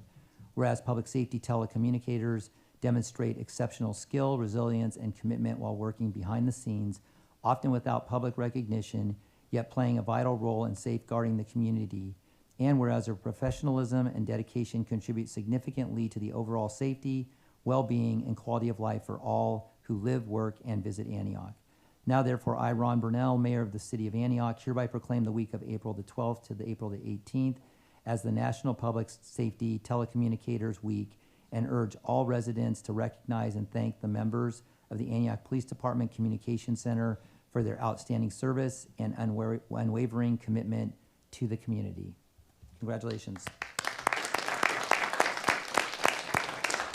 I'd like to invite Supervisor Stacy Malsom to come on up and accept this, and you can have others join you if you'd like now, and then we'll come down and take pictures with you first.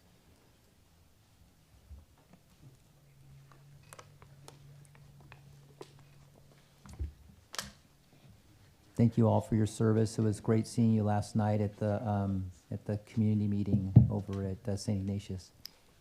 I I'm Stacy Malsom. I'm the dispatch manager for the Antioch Police Department, and I want to thank you for recognizing this group. Dispatchers are a shining star of our department. They often don't get the spotlight, but they're absolutely essential for everything we do to keep our community safe.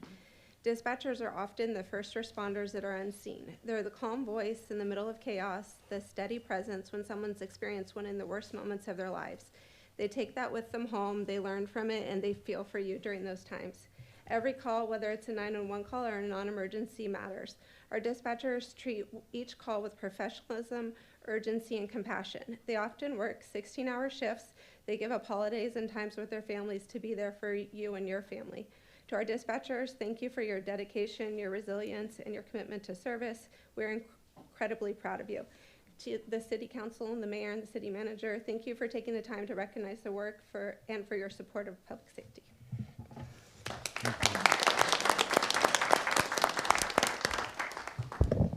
I'd just like to say thank you to the City Council and to our chief for making this happen, and to our manager, Stacy. And I just appreciate the fact that we're being seen and we're being heard. And this isn't just for us today that are here, but it's for the dispatchers that come after us. So thank you. Thank you. Anybody else before we come down and give you the word? All right, thank you.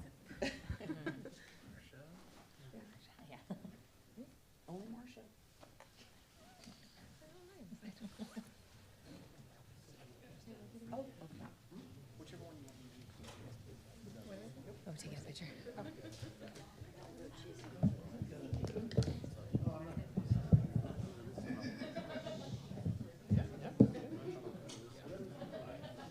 Chief, you gonna come in? Nope, I will leave this to you.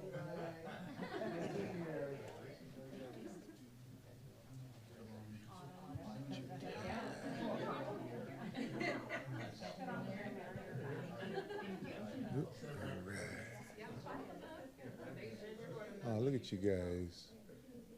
Okay, one more. Thank you. And one. Thanks so much. Thank you.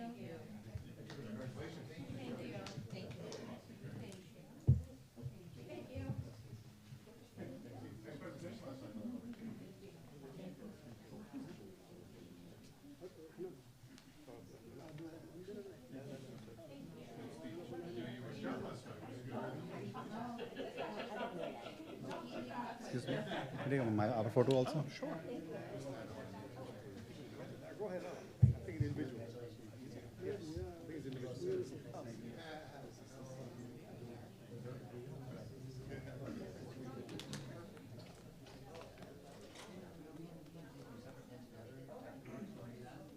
We'll take them separate, and we'll take one all together. That's fine.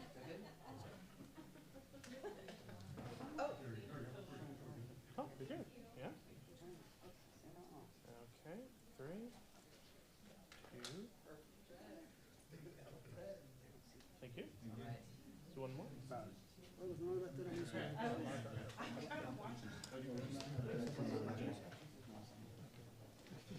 You want the other one or no? Okay.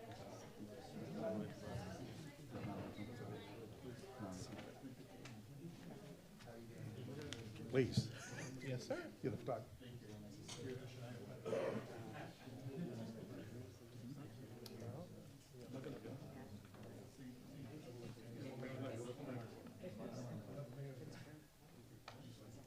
Everyone backed up. Okay. Here we go. 3, 2, and 1. Thanks so much. Come on up, gentlemen.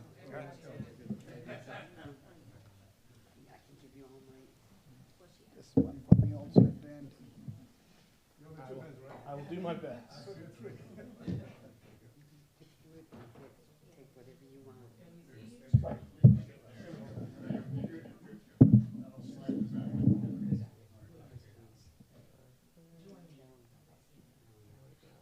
Alright.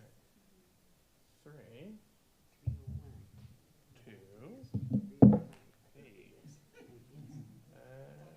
1. Thank you so much.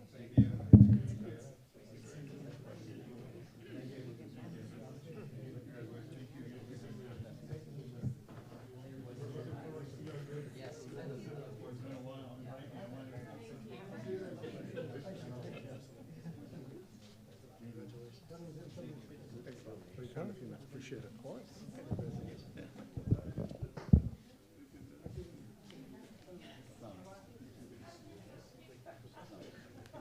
Thank you again.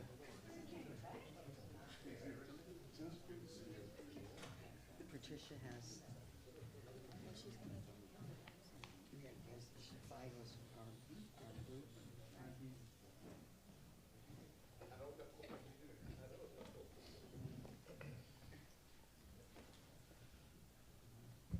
All right, did we have any public comment on that item? We have no public comments. All right, perfect. Moving on to announcements of civic and community events. Thank you. Any interested resident is invited to apply for the following vacancies. The deadline is 5:00 p.m., Friday, May 1st. The Sales Tax Citizens Oversight Committee has 3 full-term vacancies expiring March of 2030 and 2 full-term vacancies expiring March of 2028.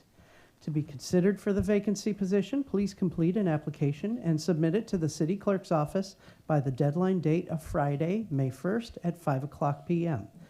Applications are located at the city's website and may be picked up in person here at City Hall. Please email your completed application to the city clerk's email address, and you can also drop off your application in the water billing drop-off box located in the parking lot just outside City Hall. Thank you. All right, thank you very much. Moving on to presentations. Our first tonight is going to be 10 Jumps Technology Findings Presentation. City Manager Scott. Thank you so much, Yes. Mayor and City Council. We have in the flesh our 10 Jumps team. 10 Jumps was a project of the IS assessment, operational assessment, which identified some of the things I saw when I first came in terms of not having streamlined enterprise management systems, paycheck stubs being electronic, all the things that we'd like to have in 2026. So they will be giving a presentation and taking questions from y'all afterwards. All right, welcome.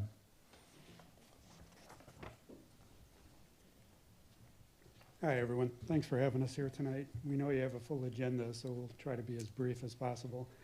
My name is Larry Kolek. This is my colleague, Raju Sarapalli. And as you've heard, we're from a data and analytics and AI consulting firm called 10 Jumps, which is headquartered in Chicago. We spent about 6 weeks on the technology assessment and roadmap, and tonight we want to just give you an overview of the project and the results that came out of that. Sorry. Yeah, a little bit more.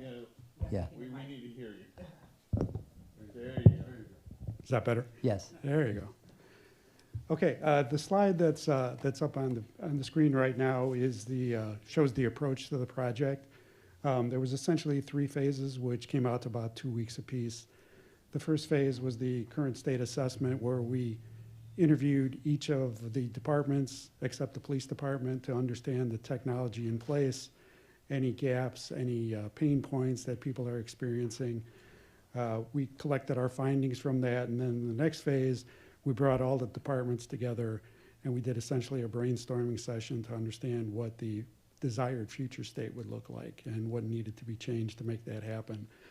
We took the opportunities that came out of that workshop, turned those into initiatives, which are essentially projects. We estimated each one of those and laid them out on a 1-year roadmap for the city to use for planning going forward. So that was the general approach. Any questions on that? No. Okay, Raju is going to walk through more details from each of the phases. So as Larry was meant. That's perfect. Is that yeah, good? You're good. All right. As Larry was mentioning, our first phase was really looking at kind of what the current state was and really talking to all the departments to understand what technologies and software was currently in use and some of the key issues that they were experiencing along the way. We had probably close to 20 plus interviews. We had some follow-ups as well with the various departments. In terms of key findings, I don't want to go through every one in detail, but I think if we were to look at them and kind of categorize them, I would say loosely there's a variety of them where a lot of manual effort to do things systematically. There were processes behind them, but the ability to do them more effectively could be supported by various software tools. There are other areas where data had to be manually kind of extracted from systems and pushed into a different system. So I think one of the things that kind of consistently came through was the probably a requirement for automating some of that data going between systems. And essentially, I think what this amounts to is really allowing the city staff to actually be able to do more with their time and be more effective in what they're doing.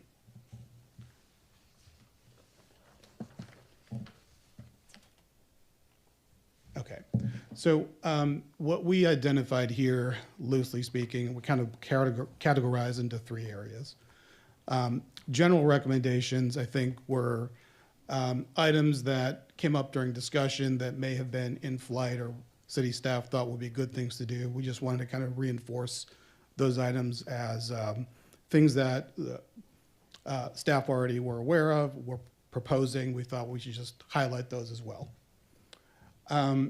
Next, kind of in the middle of that page, you'll see what we call low-hanging fruit. So these are items that, on the face of it, made sense to kind of pursue. Some of these items were already kind of in process in a way as well. The departments were thinking about doing them. They had some details around maybe what the cost might be, what the timeframes might be. And in terms of our review of those, they made a lot of sense just to kind of just go and do them, essentially. And the final category here we called major opportunities. These were items as well, kind of going back to what I was saying before about improving efficiencies, reducing manual work, having data flow between systems automatically. Some initiatives that you would have to kind of invest in to enable that. So I'll pause there for any questions before I move on. Mr. Mayor. So frankly, when I read this report, the key findings for me were very alarming. And so, I mean, there wasn't good news. It seemed to be a lot of bad news. And so I'm just curious, as we're going through this whole process and making new investments, how do we keep current, I guess, with technology so that we don't fall back into this type of approach? So I think part of this is that some of this is just an evolution in terms of the capabilities you have across the different departments, right? So as you kind of move forward with this, I think the idea would be that you kind of have a planning process and a way to plan going forward. So looking at technology and systems, not just on a short-term time frame, but a more broader 1 to 3 year time frame. And I think what we've kind of proposed here is a starting point for that type of approach.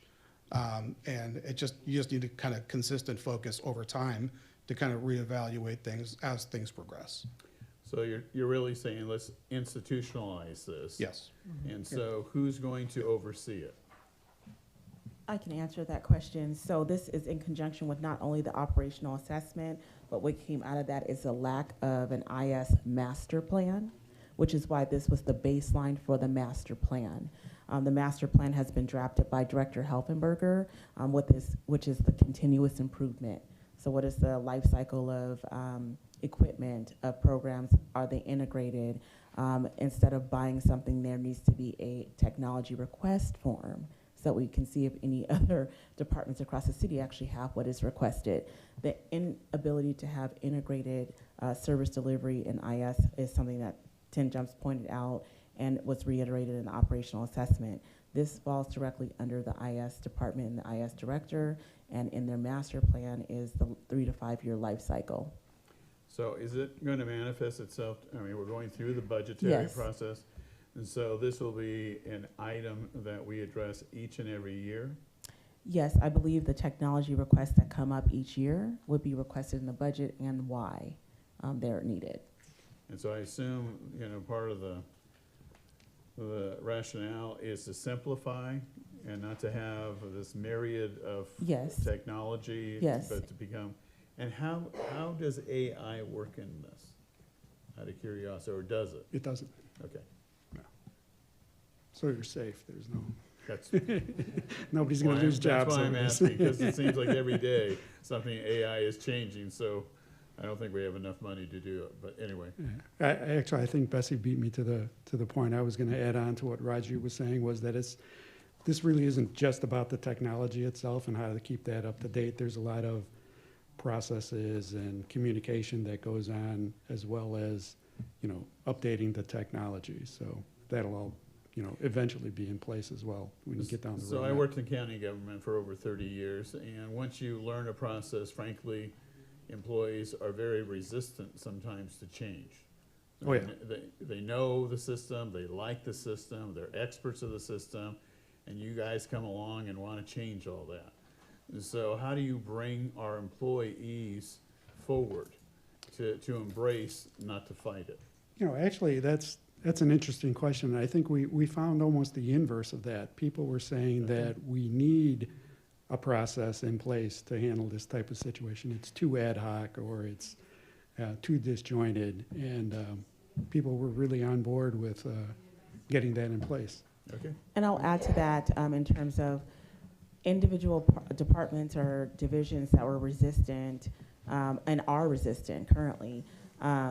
Had a meeting, certain meetings with Kelly, Zelinka, our consultant, their directors, and we're not always going to get buy-in. And this isn't always about the individual department. The systems have to work together, and there's duplicative systems. And one of the most alarming findings is the manual entry across critical programs and departments such as finance and human resources. So the error rate is astounding, and I think we should be concerned about that. Also, the inability of certain departments to talk to other departments, from public works to community development. What does a work order look like, and what are the different systems, and how do they talk? And so, yes, of course, we would love to have as much buy-in as possible. I think that, how we do it and how we've been doing it is no longer acceptable. There are resistance points, and at the bottom line is that business needs have to be met. So we will honor and understand people being upset about the change and explain to them why it's necessary. So I assume training is going to be a constant throughout. Yes. Okay. Just comment on that. Sure. Well, the time I served as principal at Antioch High School in the Antioch Unified School District, our SIS system, they changed the system 3 different times, and each time it was very difficult to learn a new language and a new processes, but the benefits outweighed what we had in place previously. And generally with those companies, when we would enter into a new agreement, there did come with training to walk us through, to have a hotline to call and get questioned, troubleshoot. So I'm not sure, is this something we're doing in-house, or is this something that would continue with 10 jumps? I'm not really sure how that works. No, so we would have to bring in the systems in-house. There's lots of different, and I can let them also answer, different components. So for instance, we pay for very great systems and platforms, but we don't turn on all the functions. Okay. And so we have to turn the functions on and have training in the functions in order to actually utilize them, whether it's agenda management, which, I think, it's interesting because the mayor got a firsthand seat this last couple weeks on our agenda, and the manual entries that we were trying to do together at the same time, I think at like 8 o'clock at night. And so there's a clear gap here. So it is a in-house training that we have to do. They can only tell us what's wrong and how to fix it and where we can strengthen. But we pay for platforms, and those platforms come with training that we're not using. So we will be implementing those avenues as well. Yeah, on that point, training was kind of a common thread that went through everything we did. It just kept coming up, every interview, every work session, it's like that. So it is important. I think people recognize that. Yeah, I just remember as a principal learning a new language and going to look up students' data information or grades, discipline records or whatever. There would be a troubleshooting line I could call either at the district office or with the actual company to help walk through, especially when we were developing like the master schedule, which is the grid for how students get their schedules and courses and all that, and it was pretty complex. So yeah, there is a lot to it when you switch it. I can understand why people are resistant to change, because they have to learn a whole new process and a whole new language. But generally, my experience has been that it's always a better process, faster, more expedient, but it is a process to learning how to use it. So thank you. And I think there's one of the things that's interesting about the presentation is that there's a cost sheet, and it shows, you know, all the hundreds of thousands of dollars it's going to cost. The last column says that we will save $47,000. That's in hard cost. What that cost does not include is the human capital of not wasting time with manual entry, times the number of employees, times their hourly rate. So hard costs seem like there's a big delta, but the actual impact in terms of efficiency, process improvement, and the human capital is just not on the sheet. So. Councilman Wilson. Thank you. I'm going to ask a question. I have a couple of questions, but I'm just going to ask this one now because I think you might be covering a lot of it. So I do like how you kind of have the categories of general recommendations, low-hanging fruit, and major opportunities. So of all this that you've identified, what would be the top priorities? I did hear systems communicating with each other, so I believe that would be one. And which, of that, what are the top priorities that would have the biggest impact in efficiency or on service delivery?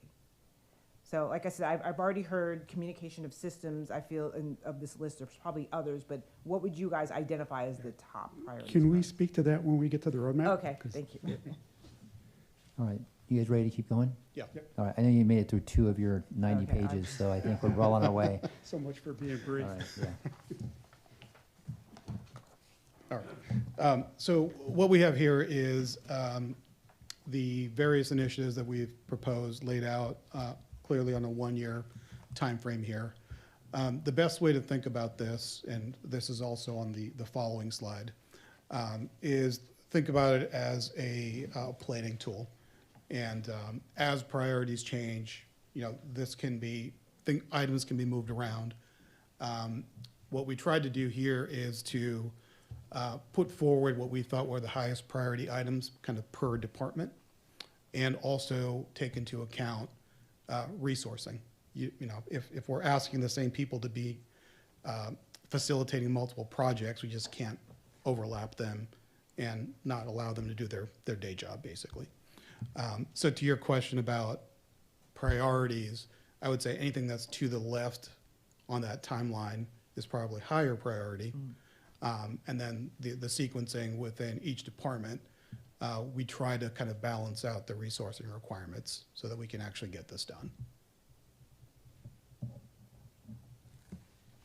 Does that answer your question? Yeah, that was very helpful. So just kind of going through here, what we've talked about from a city clerk perspective is that we already have the next request system, but this is really kind of fully adopted. It's been partially adopted, and adopting it would just give better efficiencies, ability to track what's happening when it comes to public records requests. Following that, we think that an agenda system would be very beneficial in terms of just overall efficiency, clarity, and also kind of documentation that you require for the various committees and for the city council. Moving on to finance, migration of business licensing to the Tyler EPL system. So this initiative, you would basically decommission a smaller piece of software and fully utilize Tyler EPL, which you already have. The next item here is the systems interfaces. So this is kind of the one we highlighted before around sending data across systems. Being able to do this in a more automated way would reduce the time and effort, and reduce errors as well when it comes to managing revenue across the different departments. Comment on that? Yeah. Bessie mentioned earlier that there was processes that could be very error prone. I think this is a shining example of that. Getting data into the finance system today is being done on paper, and it's being handed off and mailed in, shipped around, and done on Excel spreadsheets. And having that interface would reduce a lot of the risk and error proneness of that process.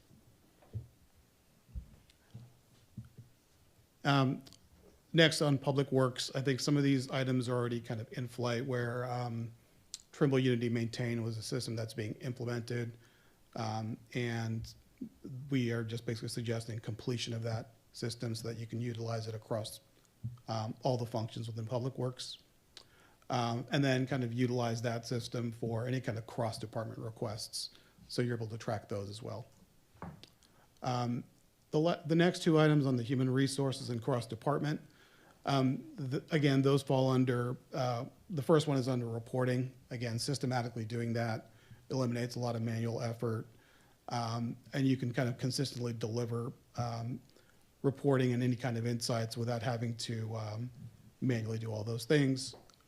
The contract approval workflow, again, that falls under a similar bucket of just overall efficiency and visibility into contracts that various departments are looking to get completed.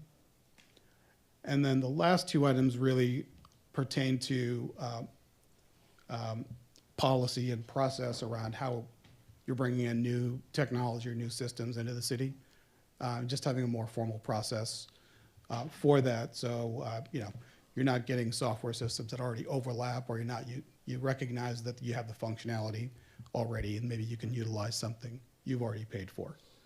And the last item here really is a more structured technology training program. It's kind of alluding to what we had talked about before. In order to implement this schedule that you've shown here, Yes. would it require the $250,000 to $350,000 investment upfront to begin that? Because I noticed, you know, this is on the next slide, a couple slides Yeah. down, it has costs to the different things. Yeah. So does that, is doing what you're showing here, does it require an investment of money, or can it be done apart from that with existing software that's already in place but underutilized? So, I think it depends on the initiative, Mayor. You don't, it's not a outlay of funds upfront for everything. You could really budget this by initiative. There's some costs for additional software, consulting, things like that. Some of it is less costly because it's just leveraging systems you already have. Mm-hmm. You get some benefits by eliminating some systems, for example, so you don't have licensing fees. So you really kind of have to look at each initiative individually, and that's kind of how we estimated these out at a very high level in a short period of time. But we wanted to at least give you a sense of what it would take to do each one of these. Okay. Yeah, so that would be incorporated into IS master plan, depending on what initiative or change they decide to make first. So by department it could be, or just by project. So it's not all at once. It could be, maybe it's, you know, Tyler EPL makes us a lot of money, so migrating the business licenses might be the first thing. And then contract management and approval workflow goes to the purchasing department, which all of the contracts, we don't know where they are in emails, which means that we can't necessarily reconcile sometimes when a contract has ended or where a contract is, which we learned very publicly with Terry House, having 3 missed contracts.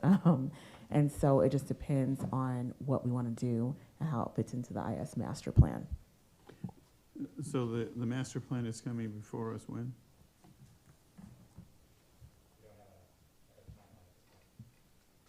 Okay. Yes.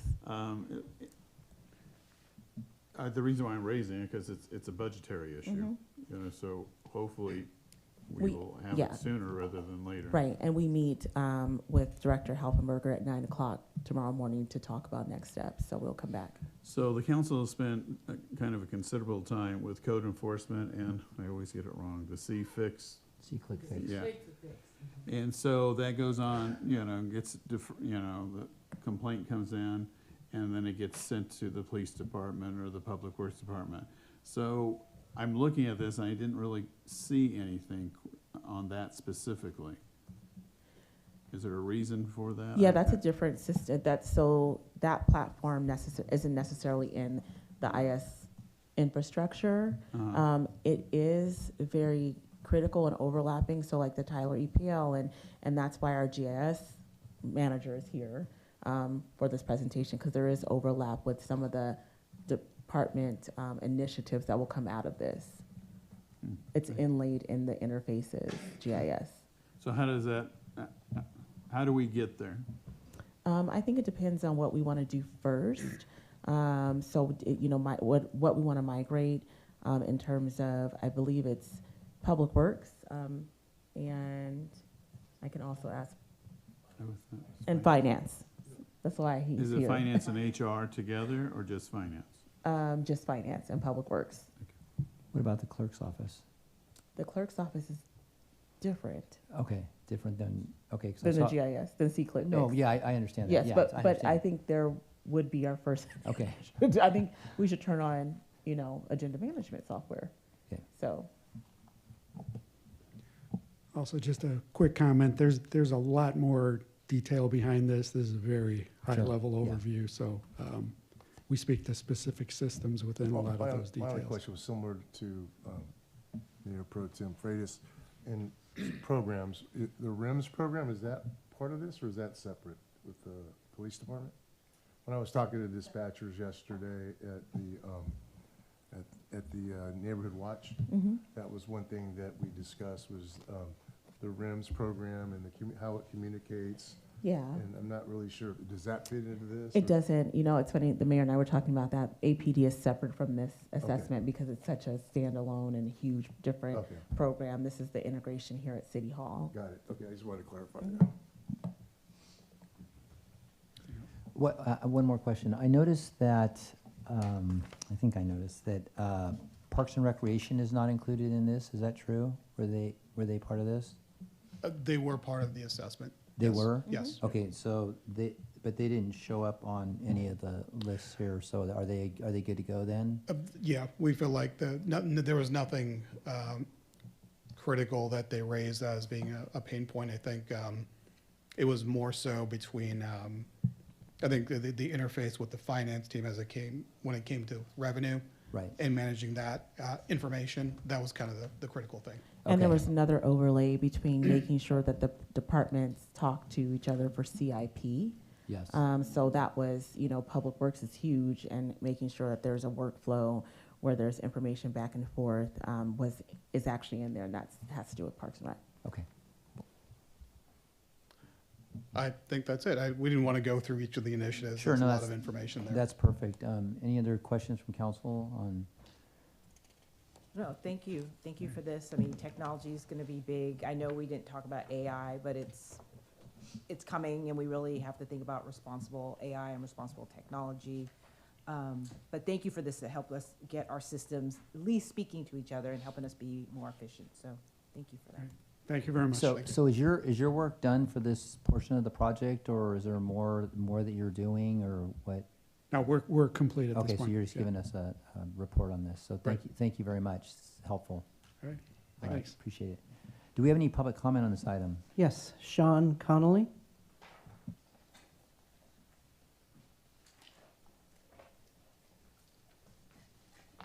Are you here as an employee or as a resident, or? As an employee. Okay, okay. Good evening, Mayor and City Council. So I reviewed the presentation myself. I am the Water Distribution Superintendent.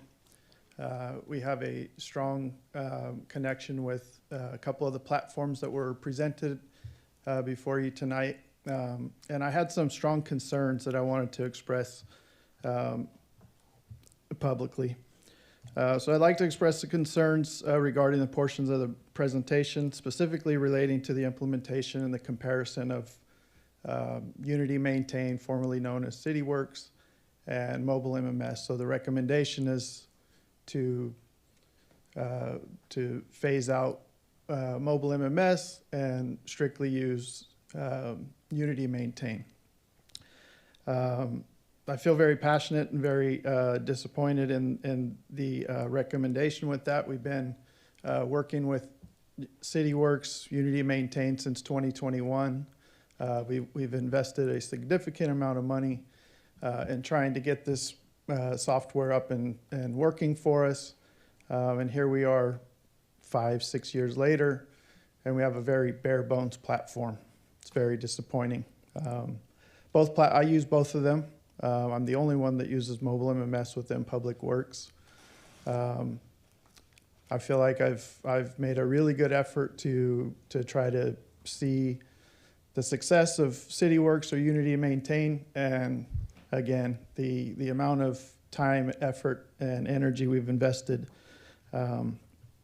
it's just very lacking. And the comparison, in my opinion, was it was not a fair assessment of the two systems.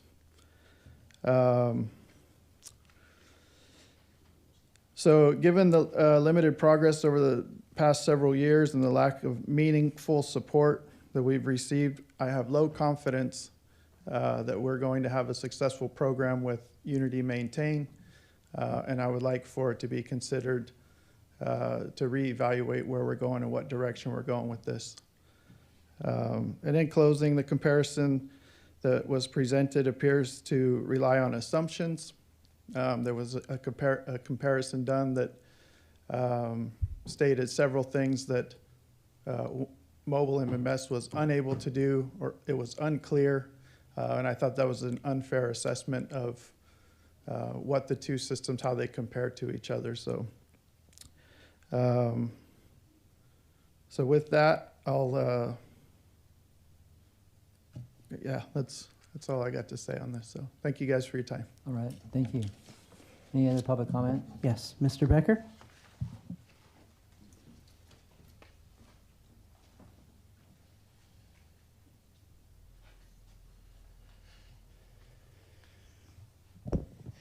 Thank you. And this is definitely refreshing. You know, I think alarming is definitely one take, but, you know, I think that this is long overdue in this city. And so for me, it's more a breath of fresh air. Even though it is alarming to see, I think it's even more exhilarating to know that there are individuals that are actively pursuing changes and rapidly pursuing changes. So my question was to how the systems talk to each other. Here in the city of Antioch, there are a lot of, you know, economic development is obviously a big thing right now. Code enforcement is a big thing right now. There are a lot of commercial buildings that are being used in non-conforming ways. The city has a lot of different processes for how you engage in services or how you move through processes. And so within commercial districts that require use permits, a lot of that through the planning department has been moved online. Wanting to know if those use permits, whether they're conditional or administrative, will, so to speak, talk to these systems through that system within planning to get an understanding of whether a property which is being used with the appropriate use permits. And, you know, I think one of the big things is if you have to go online to apply for a business license and the city has to identify a property on Antioch Prospector, whether it's in a residential or a commercial district or a PD district or whatever it is, and then you also have to go online to register your account to pay your water bill. Do all of those systems talk to each other? So what I mean by that is if a property, a commercial property that is zoned commercial, all of a sudden a water bill starts ramping up and somebody is paying water on a site, but there is no business license that is attached to that property, do those systems let each other know that?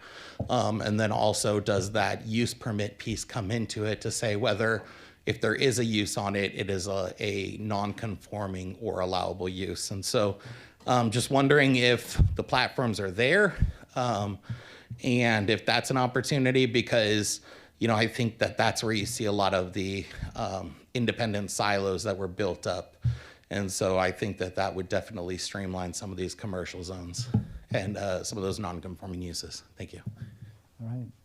Any other public comment? No further public comments. All right, thank you. Any other questions from council? No? All right, thank you very much for that presentation. Moving on to our second presentation, this is the Antioch Community Foundation presentation.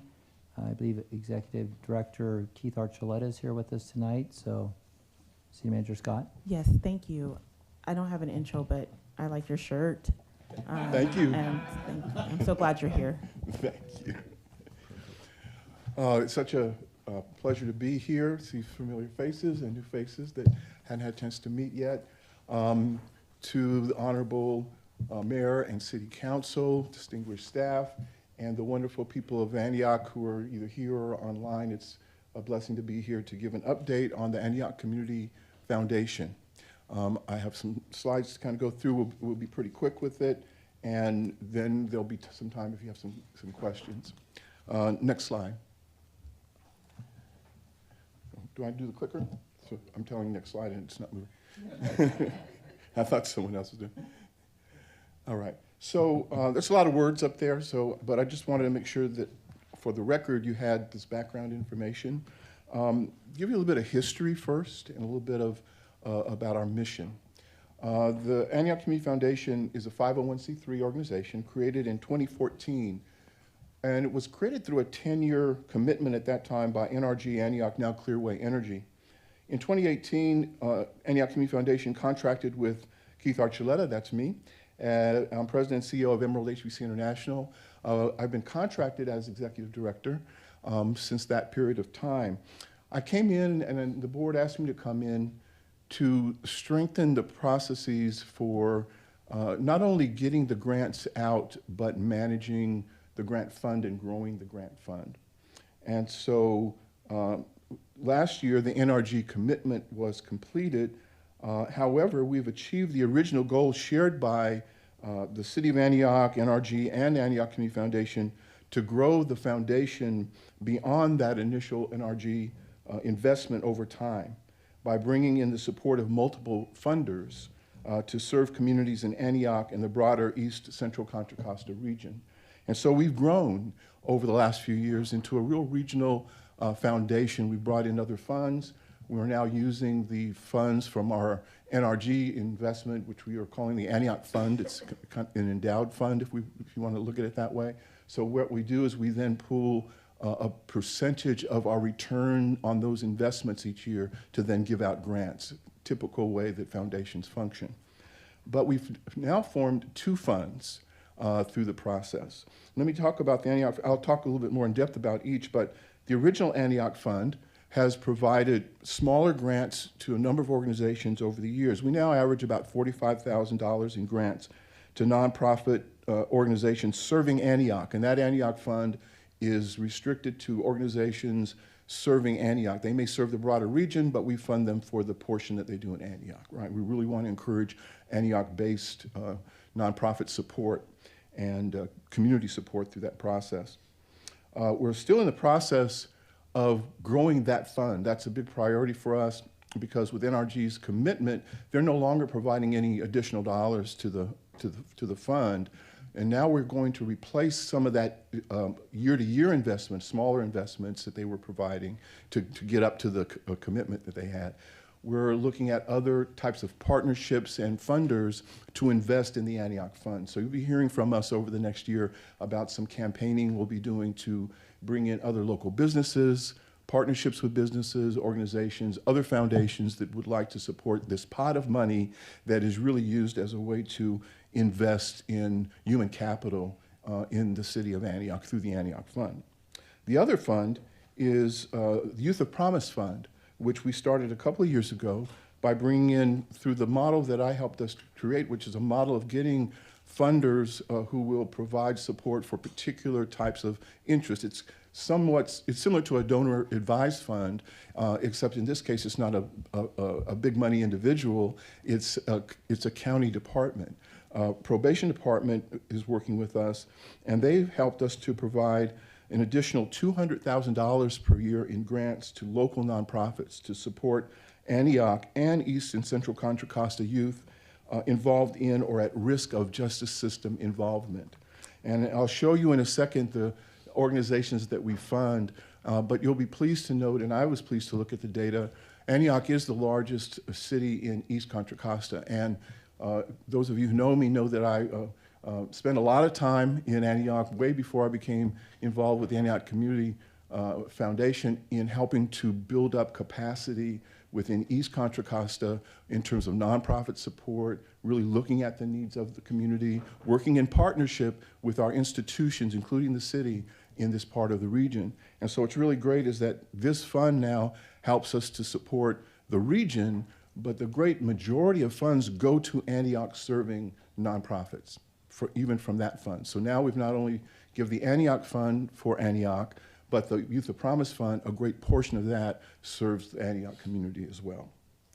Additionally, by the way, the Youth of Promise grant cycle will open up in September. We're on a October through September cycle for that fund. The Antioch Fund is from July 1st to June 30th, and we'll be opening up that grant cycle in a bit. I'll tell you more about that. I want to also share that in addition to those two main funds, we've gotten support from Lau Family Community Development and Marathon Community Investments, and they provided about 10 to 15 small grants, $10,000 to $15,000 per year to help us serve as fiscal agent for Contra Costa County Workforce Development Board career fairs that they hold throughout the county, particularly those who are held in Central and East Contra Costa. These are resource fairs for youth and young adults. Since 2019, what we've done is implemented and developed fund policies that are regularly reviewed, updated, and communicated to grantees in the community. It's important that I share that we use principles that promote transparency, clear reporting requirements for our grantees, financial oversight, and ethical practices to ensure accountability and effective management of grant funds. We see ourselves as a catalyst for positive community impact. Our specialty is funding smaller organizations that oftentimes don't have the bandwidth to access larger grants from foundations, corporations, et cetera. We help them grow and get to a place where they then can access some of those broader funds. And so our grants are small, but we have a philosophy of trying to serve all of the organizations that come to us that seek funding. And because we really want to make our grant process accessible and easy to use. I don't know if those of you who maybe have done work in the nonprofit sector, oftentimes grant reporting requirements are so insidious, if you will, that it's not worth getting the grant because you don't have the staff to do the reporting at the end of it. So we try to work with organizations to make sure they get the basic fund reports in, but we help them to keep it real simple. And we have an online process now for them to do that as well. See if I've missed anything in this first part. Good. So let me move on to this next slide. So I've talked about the Antioch Fund, just a little bit more focused. So we give out about $45,000. 40 of it is through program and impact grants through the grant cycle. 5 is through a board discretionary fund that we hold back. So if there's an emergency during the year, people can get funding. I will note that during COVID, it was very helpful to have that discretionary fund. When COVID hit in March of the year that it started, within 3 weeks of when COVID hit, we got resources out to nonprofits who had to buy, who worked with the public to get those, remember the masks and the gloves and all that stuff. And so we're able to react very quickly, whereas other foundations may have had to take a longer process to even get that out. So based on our needs of community, based on the needs of our community, we talked to our community partners, nonprofit service community. The Antioch Fund has adopted the following grant priorities. We have 3 main grant priorities: youth success, economic security and health, and community wellness. Okay? And I won't go through all those details, but as organizations apply for funds, we'll award grants that fit within this pretty broad scope of categories, but it shows the priorities that we have to serve here in Antioch. Last year, we provided 52 program impact grants to 36 organizations. And so that was where the 40,000 came in, and then we gave out 6 discretionary grants for the total of 5,000. There's the list. You can have it for the record here and go through that list anytime you'd like to. I'll go on. This is our Antioch Fund grant cycle that's coming up. It gives on our website, we have all this information. We're going to have a grant information meeting in a few weeks on May 14th. We do that annually. We've done it in person. We do it by Zoom as well. And so now they will meet. We meet with all the folks who might be interested. We make sure organizations that already have funding know about this information so they can apply again. But we also invite new organizations to come on in and find out. We've already put the link up on here so anyone can go to can register for that meeting coming up on May 14th. All right. Just briefly talk about the Youth of Promise Fund because it does impact Antioch as well. We'll be giving out another $200,000 this coming year, and that grant cycle, as I said, will open up later. This is a list of the Youth of Promise Fund grantees that we provided grants to this past year. As you see, that's 36 grants totaling a total of $200,000. So that's where I want to go with the Antioch Fund as well. Right now we're limited because we can only use the amount of from the endowment, the percentage that we get. So I want to bring in more partners so we can increase the size of grants and the number of grants we give out. Again, these are not they're not competitive grants. You apply to East Bay Community Foundation or San Francisco Community Foundation, you may not get a grant. You know, they're only going to grant a few folks. We really make sure that, particularly in the Antioch Fund, when people apply, if they've given us the information we need, we see how they're going to serve, and they have the capacity to do that, we're going to find funds for them. So we want to raise more money for that fund to really make that fund a lot more robust and kind of catch up to where we were able to get with the Youth of Promise Fund. That's a list of our board members, and I should make a correction. We have Louis Rocha on our board. He was, at the time he came in, the Antioch Mayor Pro Tem. I want to make sure everyone knows Don Freitas is the Antioch Mayor Pro Tem. So I'm making sure that everybody knows about it. I came here just to make sure we do that. Let's see if there's anything else. So that's our current board members. We have a very diverse board, very distinguished board. I'll also want to mention folks who formerly served since 2014-15 on our board that you would know. Our former board members included, and I want to say his name first, Brad Helfenberger, who is, there he is right there, the great man, has served on our board as treasurer. We've also had Sean Wright, former mayor Wade Harper. We've also had Susan Hurl from Republic Services, Brian Noakes from Toyota, Tim Argenti from Republic Services, and also the late Tom Garino, who was with PG&E at the time.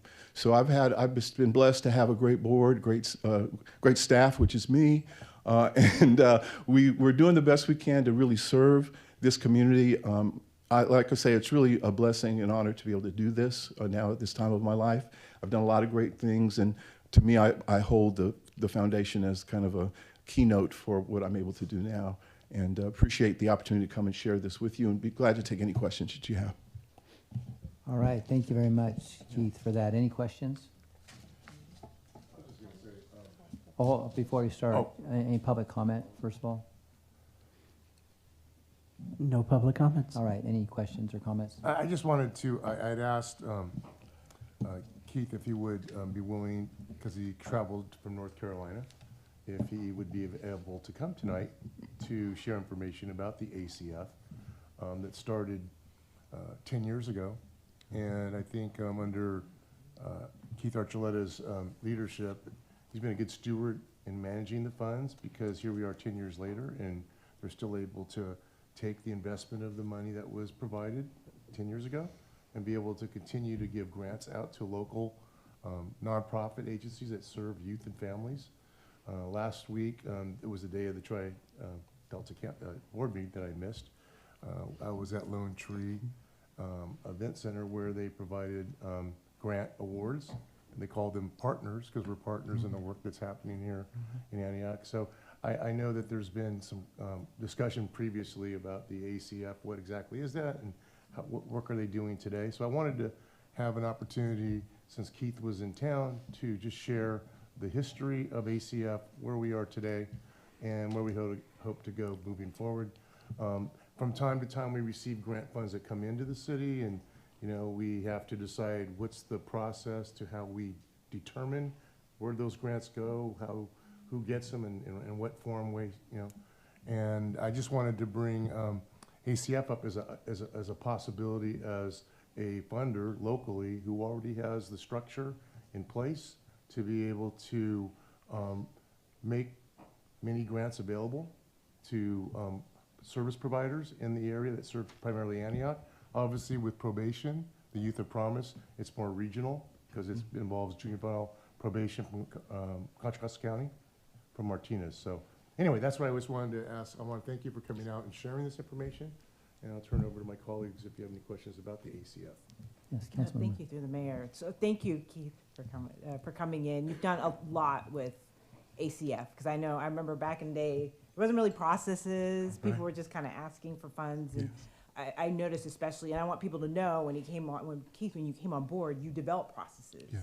You developed the different types of grants and are identifying areas that would be beneficial to youth or organizations or industry in the area. So I want to thank you for that. As a person who was with a nonprofit that has applied and got funding, it was a very smooth process. And it was great, like on the front end, it wasn't this tons of paperwork. It was, filling out the forms and then doing the good work we're doing and then coming back on the back end to say, hey, this is what we've done. Here's some photos of stuff that we've done. So I really want to thank you for really organizing and streamlining the process. And it's so great you've partnered with Contra Costa County probations. So I want people, because people are like ACF, well, what, they just give out money. And I'm like, no, it's more than that. They really look at a lot of organizations that do good work out here.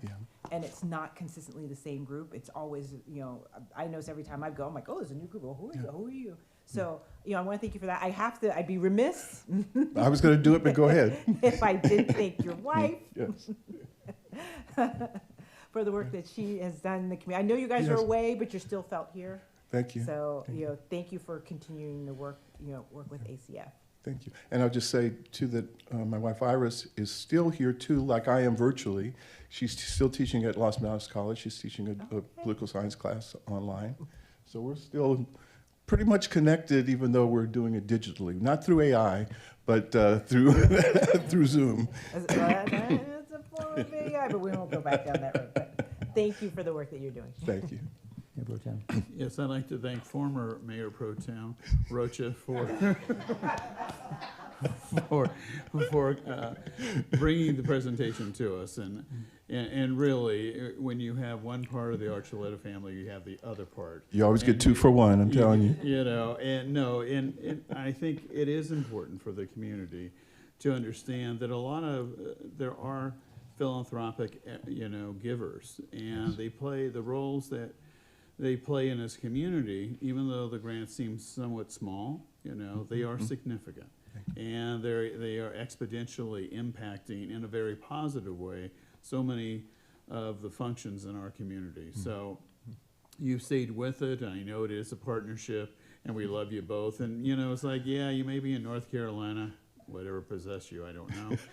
but from our perspective, welcome back home. Thank you. And it's very good to see you. And, we do appreciate all your work. And I think, this is, again, an opportunity for us to move forward in a very positive, constructive, not destructive way to help so many areas in our community that, frankly, you rarely hear about. That's true. So I just want a job well done. Thank you. Thank you. Thank you.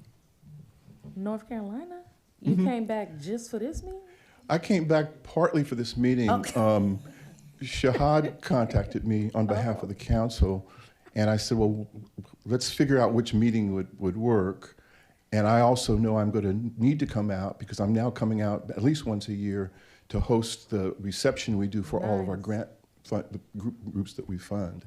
So we had the reception last week that started it, and now this is our last presentation before we head back tomorrow. So. Well, I did see the reception and the photos, and quite a few people who I'm familiar with who had an opportunity to get grants from you all. I still receive the emails.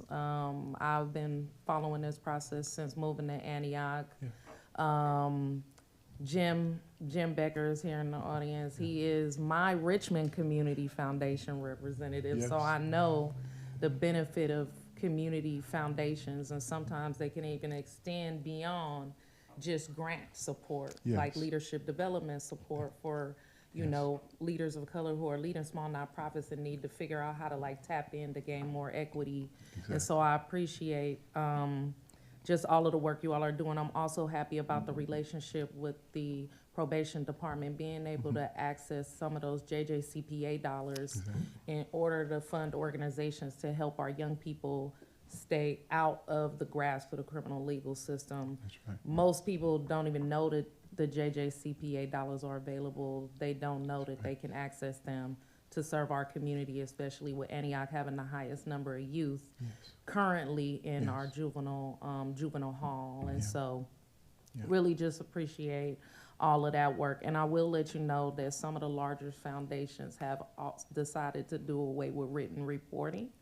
And now it's just a phone conversation for the report and then the potential for renewal.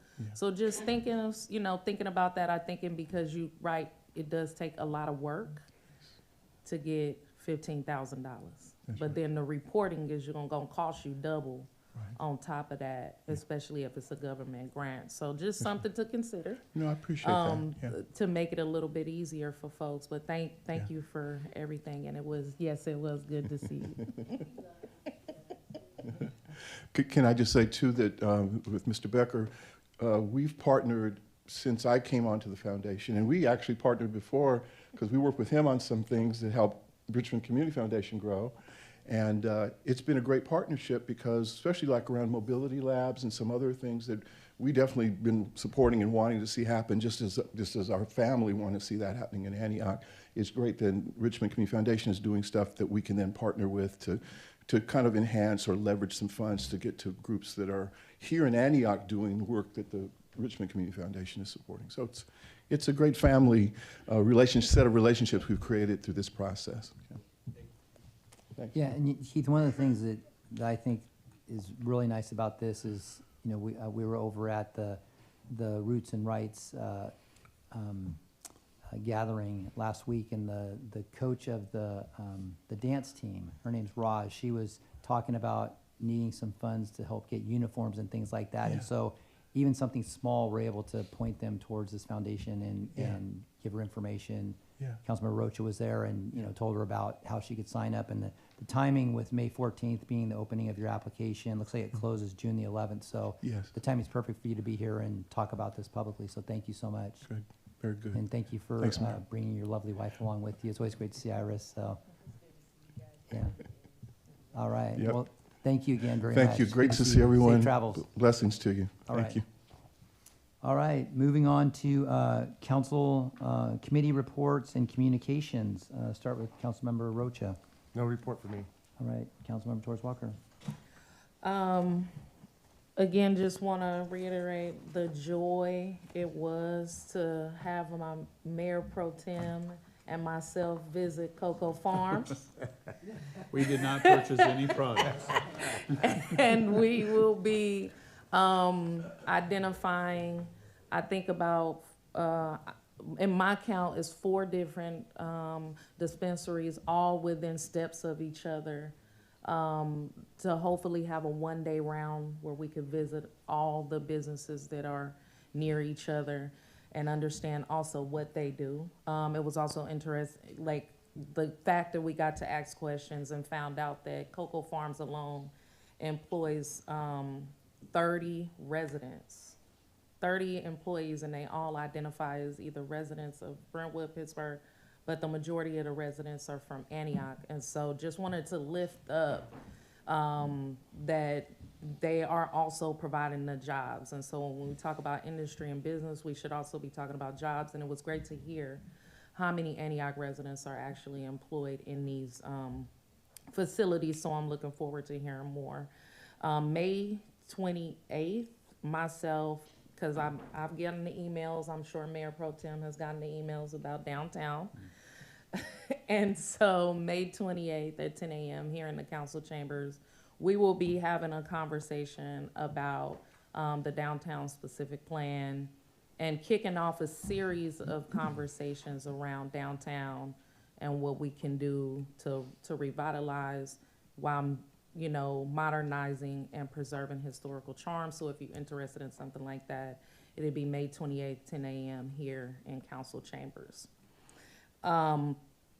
One of the things that I would like the council to consider is we did visit the Big Skills program at Antioch High School for the ADUs.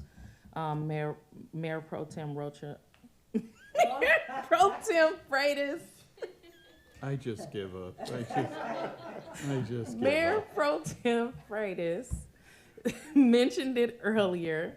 And I did have a conversation with them, and they would love to come to the city council and present out their work to the full council as well as the public, so the public could be aware of what the Big Skills program is doing, not just around building ADUs and providing opportunities for additional income for low-income working class homeowners, but it's also job training for the skilled trades for our young people, and so I think we should have them come. Another presentation I would like to see come to the council, and this is kind of time sensitive, and so that's why I'm asking for May 26th, is the Healthy Homes Collaborative initiative. I don't know how many people here in the city of Antioch or the collaborative understands there's a lot of mandates around decarbonization, moving from gas to electrical, and there's been a 3-year-long process to really identify these decarb projects, but also how they could benefit the community. And so far, the Healthy Homes Collaborative and their partners have worked here in the city of Antioch, having conversations with a lot of our residents, especially renters and homeowners, around moving from gas to electric. What is the purpose of decarbonization? But also, these programs are free. So when we have a concern about having to move from gas water heater to electric water heater, you often ask yourself, if you are a low-income working class family, how are you going to afford that transition with the decarbonization mandates? Well, this collaborative is working on a program to actually do that here in Antioch for homeowners that meet the income threshold, to actually move them away from gas to electric, everything fully paid for with no expense to the resident. And they need our support as a city to be able to have the state fully fund and approve this project. And so I'm asking for a presentation from Healthy Homes and the council to consider a resolution to support this initiative here in the city of Antioch, where the majority of our residents have opted in to support this initiative, those who would qualify. One thing I want to do is, April is Second Chances Month, and so this city, we did not do a resolution, we didn't do a proclamation, we didn't do anything to recognize Second Chances Month, and we just had a presentation from the Antioch Community Foundation. And we heard about the JJCPA dollars and that the city of Antioch has a high number of youth in the juvenile legal system. But we did not do a proclamation for Second Chances Month. And so right now, I want to just thank the partners that I know that is working in the city to reduce incarceration and criminalization of youth, young adults, and adults while providing them critical resources, services, and a second chance in the city of Antioch. Rubicon Programs has been an amazing partner in the city of Antioch and a partner to the Department of Public Safety and Community Resources, assisting our young adults who are impacted by criminalization, incarceration, and violence with critical life skills and workforce development training. Thank you, Rubicon. Back on Track Community Services has continued to stay committed to working in the city of Antioch and helping some of our most vulnerable residents, particularly in the Sycamore Corridor, to get their records cleared so that they can have, so that job opportunities and housing opportunities don't continue to escape them because they have a negative mark on their record, as well as providing them with other resources to be able to navigate systems that they don't understand due to lack of legal representation. So thank you, Back on Track Services. Thanks to the REACH program, they were here, they received a proclamation on their anniversary, and they are a diversion program here in the city that works with young people and the police department. I want to thank the probation department for continuing to see JJCPA dollars into the community here in Antioch. I want to thank Bridge Builders to a New Generation for the work that they've been doing with Antioch youth in our juvenile halls, working with them, giving them skills, and helping them transition back home to Antioch with resources. And there are many, many more organizations doing this work in the city of Antioch. And so whether I'm represented here as a voice for the Second Chances community on the dais, or I have to come back next year and request a proclamation and public comment, I think we should be honoring Second Chances Month here in the city of Antioch. And I will save the rest of my comments till the end of the meeting because I do have quite a few. All right, thank you. Councilmember Wilson.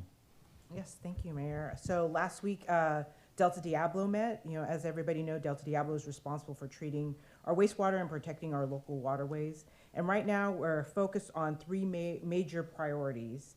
First, upgrading aging infrastructure. The treatment of the facility is over 40 years old, and continued investment is critical to maintain safe and reliable service. Second, meeting new environmental regulations. So a lot of environmental regulations are not only coming down from the state, but also from the federal government. State has issued a requirement to remove nutrients from the wastewater, and this is an important step for protecting our water quality and public health. Third, planning for capacity and growth. The system is already operating at over 80% capacity, so improvements are needed to support both current residents and future development.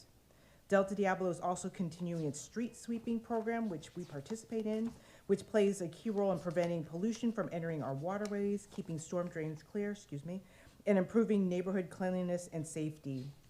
The bottom line is these investments are about protecting public health, maintaining critical infrastructure, and ensuring Antioch is prepared for the future. I'll continue working with Delta Diablo to advocate for our residents and ensure we're making smart and responsible investments.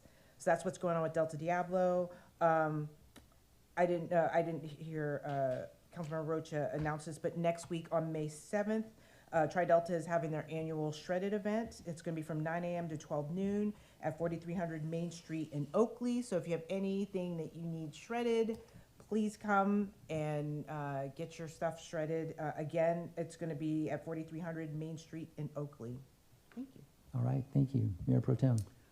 Realizing the hour's getting later, I do want to recognize our staff. Last Friday, we had Arbor Day, and Council Member Monica Wilson and I were there, and it was really a wonderful, wonderful event. We had Holy Rosary 7th and 8th graders come, and they planted an additional new 30 trees, at Pruitt Community Center, and it was like just a community event. People were happy.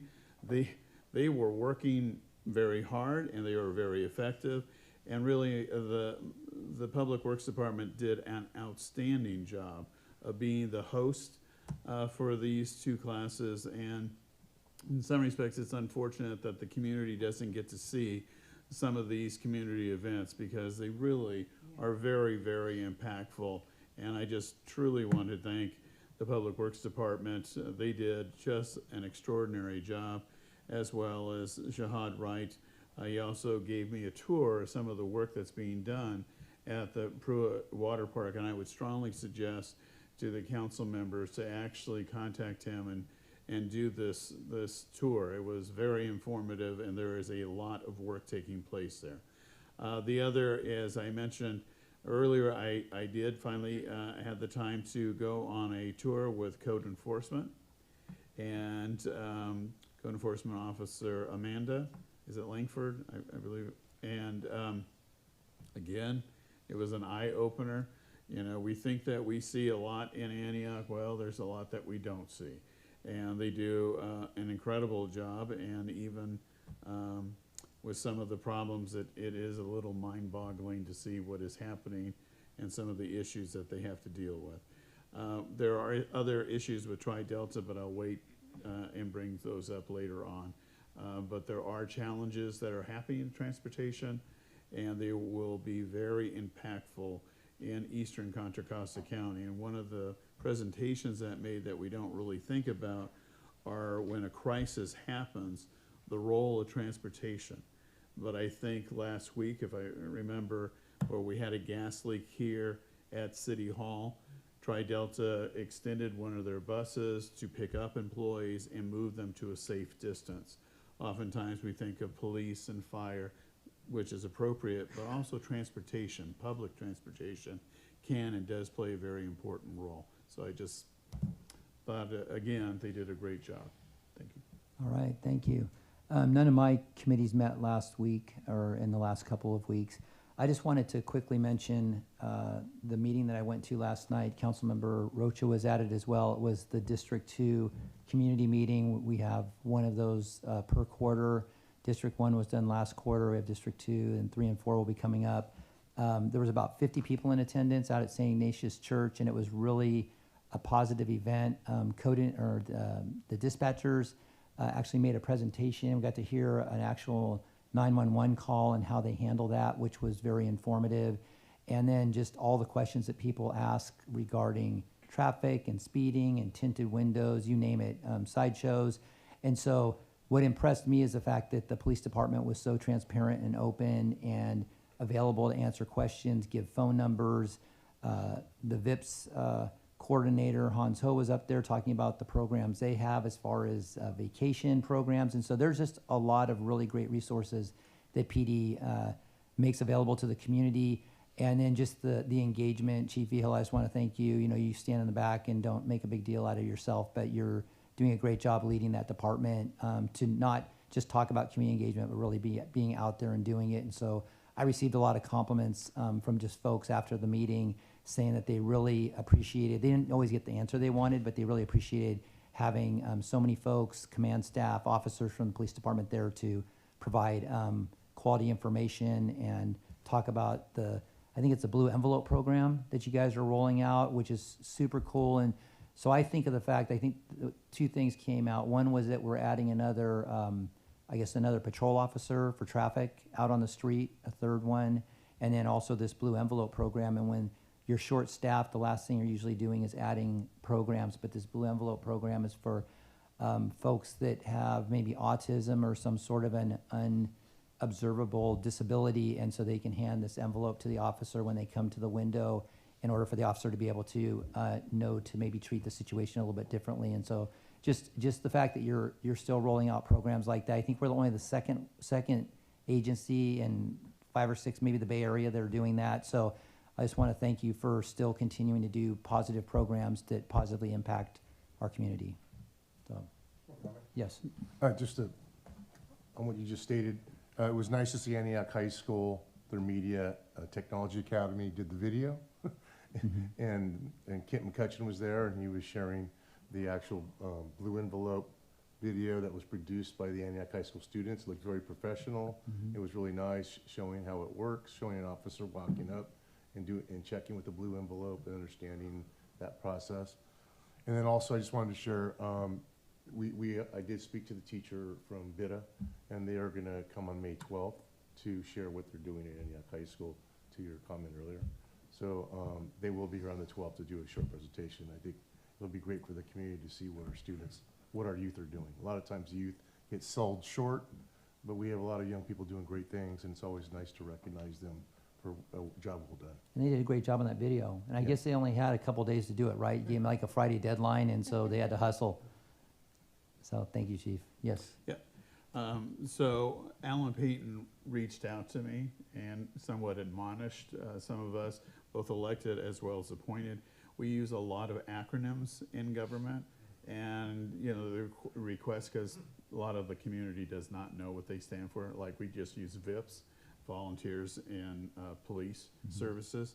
And so I think that we just need to be careful. I know we have our little green card here, but both from a staff perspective, because it was like JJ, whatever it is, and I just think that we just need to be a little sensitive, because I oftentimes get calls saying, what does that stand for? So I'm just trying to be constructively passing that on. Yes, JJCPA, BSCC, CCP, PPC. We will clarify all of it. I think the public would appreciate it. Yeah, because I also forget most people don't know. So yeah, thank you for the reminder. All right, and so APD stands for Antioch Police Department, for those of you that didn't know what I was talking about, so.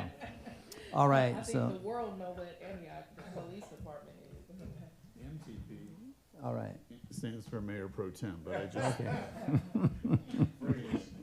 We might start using that. All right, so moving on to the consent calendar. Are there any items to be pulled tonight? There are no items pulled by the public. All right, any items, council?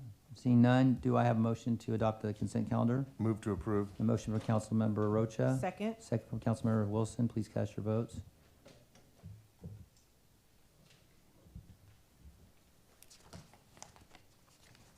Motion passes 5-0. All right, excellent. Now moving on to our regular council agenda. Item number 5, Contra Costa County Regional Alternative Compliance Joint Powers Authority participation.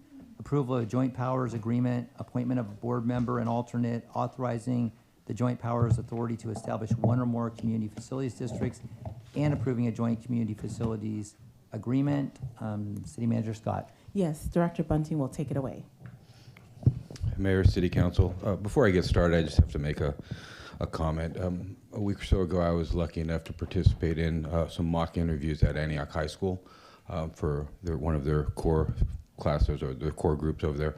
Found it phenomenal. The kids there, the students there were outstanding. I was able to interview 6 or 7 of them. A number of them really focused towards those mini houses that they're building out there, that their involvement with this and how their hands-on experience has really been beneficial to them. It was an excellent experience for me. Second time I've done it with them. I agree that reaching out with the high school and working with the youth is awesome. So thank you for letting me say that. Thanks. So this right here, staff is recommending approval of the City of Antioch joining a regional program that helps cities treat stormwater or meet stormwater regulations in a more flexible and cost-effective way.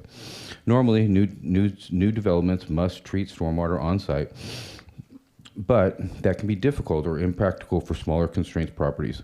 This program, the Regional Alternative Compliance, or RAC, allows projects to instead fund larger regional stormwater improvements elsewhere within the county. These projects generate compliance units that can be used to meet requirements. Beth Baldwin with the Contra Costa Clean Water Program will provide a presentation for you, and Renta Perkins, the interim program manager with Contra Costa Clean Water District, will also be available after the presentation for comments virtually. So I'd like to invite Beth up to provide the presentation.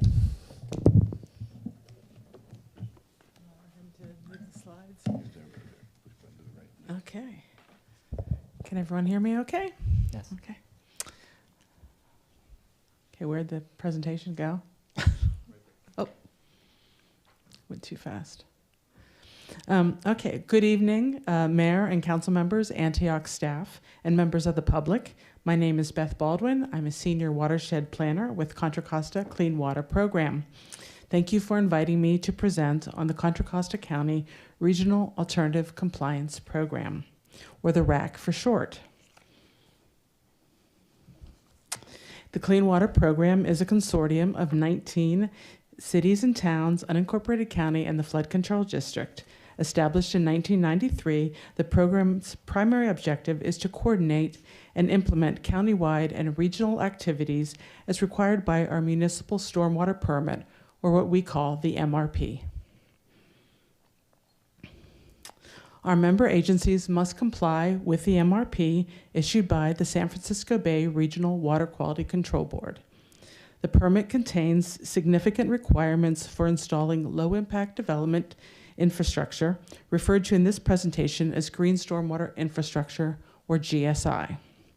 Examples include bioretention areas, flow-through planters, pervious pavement, and others. Any new and redevelopment projects creating 5,000 square feet or more of impervious areas must treat their runoff on site with GSI. This requirement applies to roadway reconstruction and frontage improvements. Additionally, municipalities must meet a specified GSI retrofit target for treating existing impervious surfaces before June 30th, 2027. For the city of Antioch, that target is 5 acres. Additionally, the San Francisco Bay has mercury and PCB TMDLs, so installing GSI targeted in these areas helps to meet the goal. Now, many municipalities face challenges in meeting the requirements due to limited land availability, conflicts with underground utilities, or other site constraints. Aside from the initial capital cost of designing and construction GSI, cities have the obligation to maintain, repair, and replace them through an ongoing basis. Most grant funding can cover construction costs, but it is not typically available to fund ongoing O&M. I mentioned earlier about PCBs and mercury TMDLs. Within Contra Costa County, these pollutants are primarily focused in old industrial areas along the edges of the San Francisco Bay. While currently Antioch does not have a PCB TMDL, it does have a requirement for a set of delta methylmercury requirements. To meet permit requirements while overcoming the challenges mentioned previously, the Clean Water Program developed the RAC system. The RAC provides a flexible, cost-effective, and scientifically defensible off-site alternative compliance option for new and redevelopment projects. Private developers, cities, and other entities such as Caltrans can participate. The RAC system offers a framework for funding and building regional GSI projects that treat runoff from larger areas.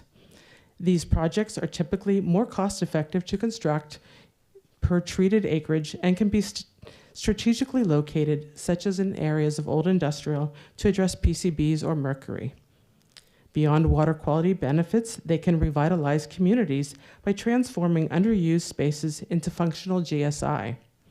One city manager even described the RAC system as a redevelopment tool for her city. Many municipalities struggle to fund ongoing O&M. The RAC system incorporates a sustainable, long-term funding source for maintenance.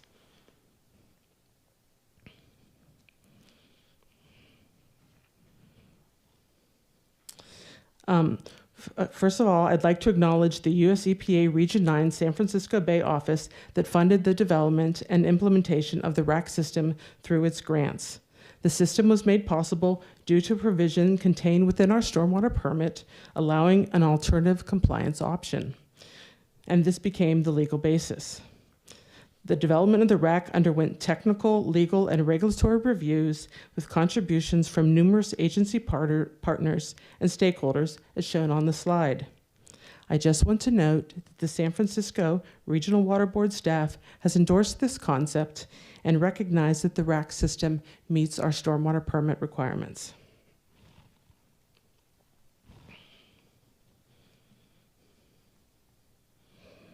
Okay, in my next slides, I'll provide an overview of how the system works. The RAC system is similar to a regional stormwater in lieu fee managed as a credit trading or banking system with sellers, buyers, and a centralized RAC administrator. And here's how it works. The seller, noted in the orange-colored box, and this can be a public agency or a private entity, designs and constructs an off-site GSI project. This project generates compliance units, which represents treated impervious areas. As an example, a public agency that has just completed a roadway project may want to sell excess treated impervious areas to help recover a portion of its capital investment costs.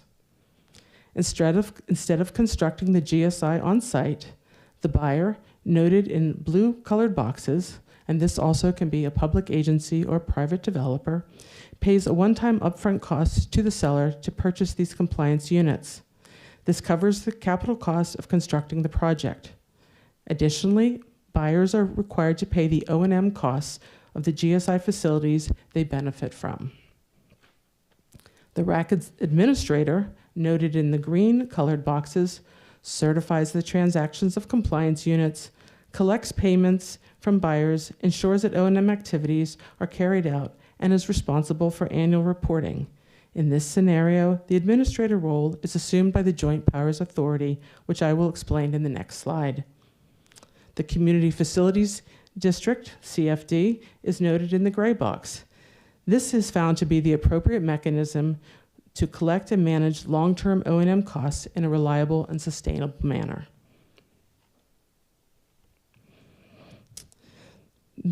This is the organizational structure of the RAC system. I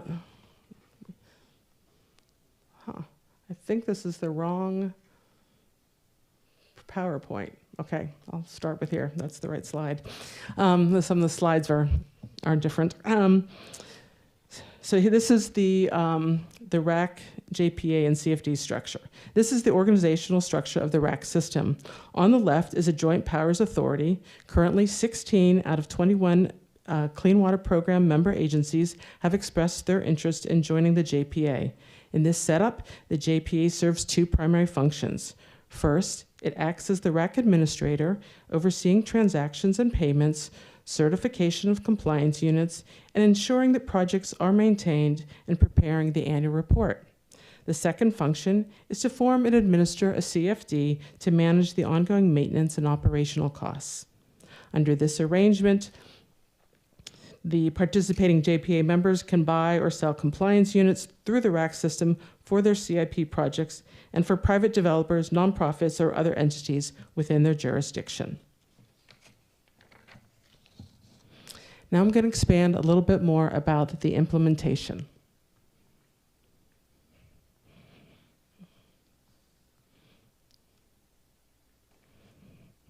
This is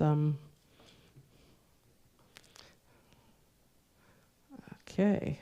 This is not what I had anticipated. May I share my slide, Yes, Beth? sure. Yes, let me do that one. Sorry, here is I think there is a bit of mix up here, if I may.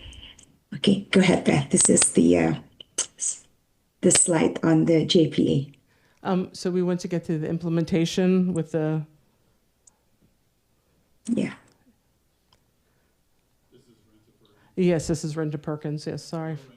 Hi, good evening, Mayor Burnout, council members, This is Renta Perkins. Yeah, this is the tracking tool and everything, Renta, and how the green acres are calculated. Okay. Yeah. Can I have the guys in the back put Renta on Zoom and allow her to share her screen and not have the slides controlled within the council chambers, please? Oh, that's the slide we wanted. Okay. Yeah. Okay. Does this work, Beth? Yeah, this will work. Thanks. Okay, all right, go ahead, Beth. Okay. Yes. So now we have the JPA formation and independence. Many cities and counties are probably members of joint powers authorities, and the purpose of the RAC JPA is similar to what you have experienced. A RAC JPA is formed to create a legal entity separate from its member agencies. It has its own liabilities, debts, and obligations that are independent of its members. The JPA can only be formed through the approval of a joint powers agreement by the City Council and County Board of Supervisors. Term sheet and membership. The Clean Water Program has circulated the JPA agreement to city and county attorneys for review, and it has been revised accordingly. The agreement contains provisions for admitting new members, outlining roles and responsibilities, indemnifications, and so forth. Operational structure and staffing. To avoid unfunded liabilities and pension risks, the JPA will not hire its own employees. Instead, it will rely on member agency staff and third-party contractors, consultants, and law firms to manage its operations. Keeping in mind that the RAC JPA is intended for projects only, this is not the same as, for an example, a Solid Waste Authority JPA, which covers all residents within its jurisdiction.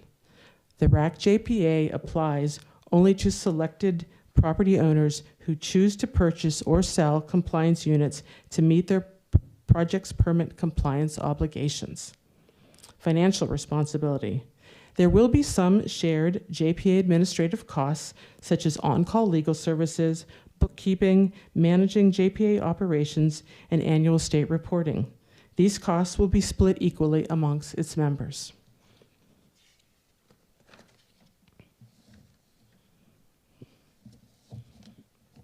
One of the primary goals of the RAC system is to create a long-term, sustainable mechanism that ensures private buyers contribute to the ongoing O&M costs of public and privately owned GSI projects.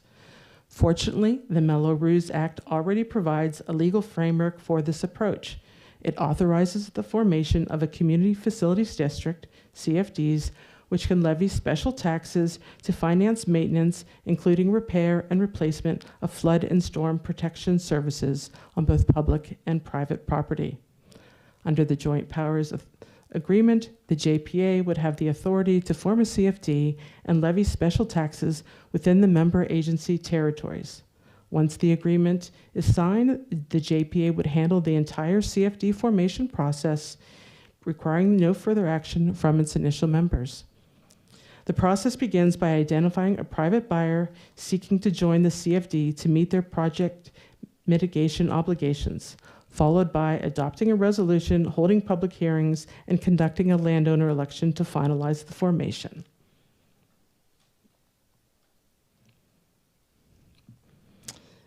Once a future annexation area is established, it includes one or more parcels as the initial CFD boundary and jurisdiction over all initial participants. This designation enables a much faster annexation process than traditional methods. It requires only the property owner's signature on a unanimous approval form. This form serves as the official vote to join the district and accept the special tax levy in future years. No additional steps are needed beyond the signature. When a new public agency joins the JPA, its parcels must be added to the future annexation area. To accomplish this, the JPA board would adopt a resolution of intention to expand the CFD and annexation area, followed by a second resolution at least 30 days after the public hearing. If a parcel within that new territory is ready, it can also be added to the CFD boundary at that time.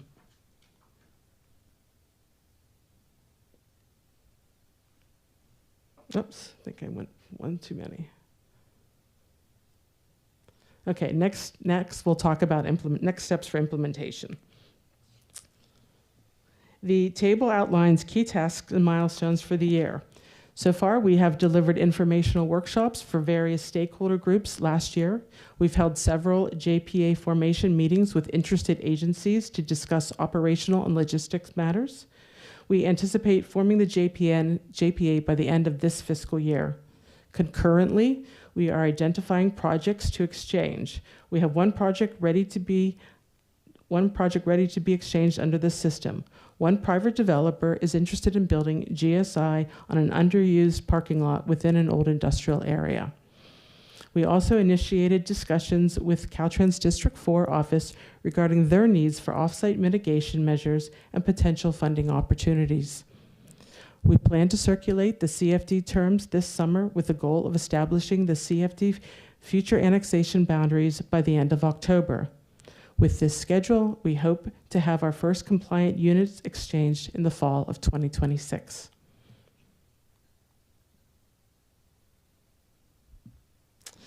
Currently, we have 16 agencies that have expressed interest in joining the JPA. We have finalized the RAC JPA agreement. We invite interested agencies to participate in future technical and operational discussions. We have prepared a fact sheet, FAQs, template documents for the council staff report and resolution. The next step for the agencies is to have their governing boards adopt the resolution to form the RAC JPA. There's a strong incentive to complete the JPA-related tasks before June 30th, 2026 to fully utilize the allocated regional funding. This concludes my presentation, and I'm available to answer questions. And I'd also, as you all know, I'd like to, we have Renta Perkins, who is our interim program manager for the Clean Water Program, and she's available to answer questions remotely, as am I. Thank you. Yes, thank you. Do we have any public comment on this? We have no public comments. All right, back to council, yes. Mayor Pro Tem. So if you ever wanted to know about my previous life, I was the one who created the Contra Costa Clean Water Program. So welcome to my world. And it's amazing. 35 years ago, and it exists today, and really it's been under outstanding leadership. Renta Perkins was actually one of the members. We had 21 representatives, all 19 cities in town, the county and the flood control district. And I applaud Renta for staying with the program this long. It's pretty amazing. So It's nice to see you. Hi, Renta. So I think the city manager, knew that I would have lots of questions, and so she asked for me to participate with city staff, and I really want to acknowledge that I did attend a meeting. It lasted for more than an hour. The questions I would have asked tonight, I asked and had answered there, which saved us a lot of time. And so, Toby, Beach, I want to recognize you, Scott Bunting, Meredith Zoe, and Carlos Zepeda. It was informative. I appreciate the staff taking their time and going through all the details. I know sometimes some of this can be mind-numbing, but the bottom line is this is a very positive thing for the city of Antioch to involve itself with. And so if there are no other questions, I'd be more than happy to make the motion to approve. Any other questions, council? I just had a couple questions. Scott, do you know how many of our 5 acres in Antioch we've treated that are supposed to be treated by 2027?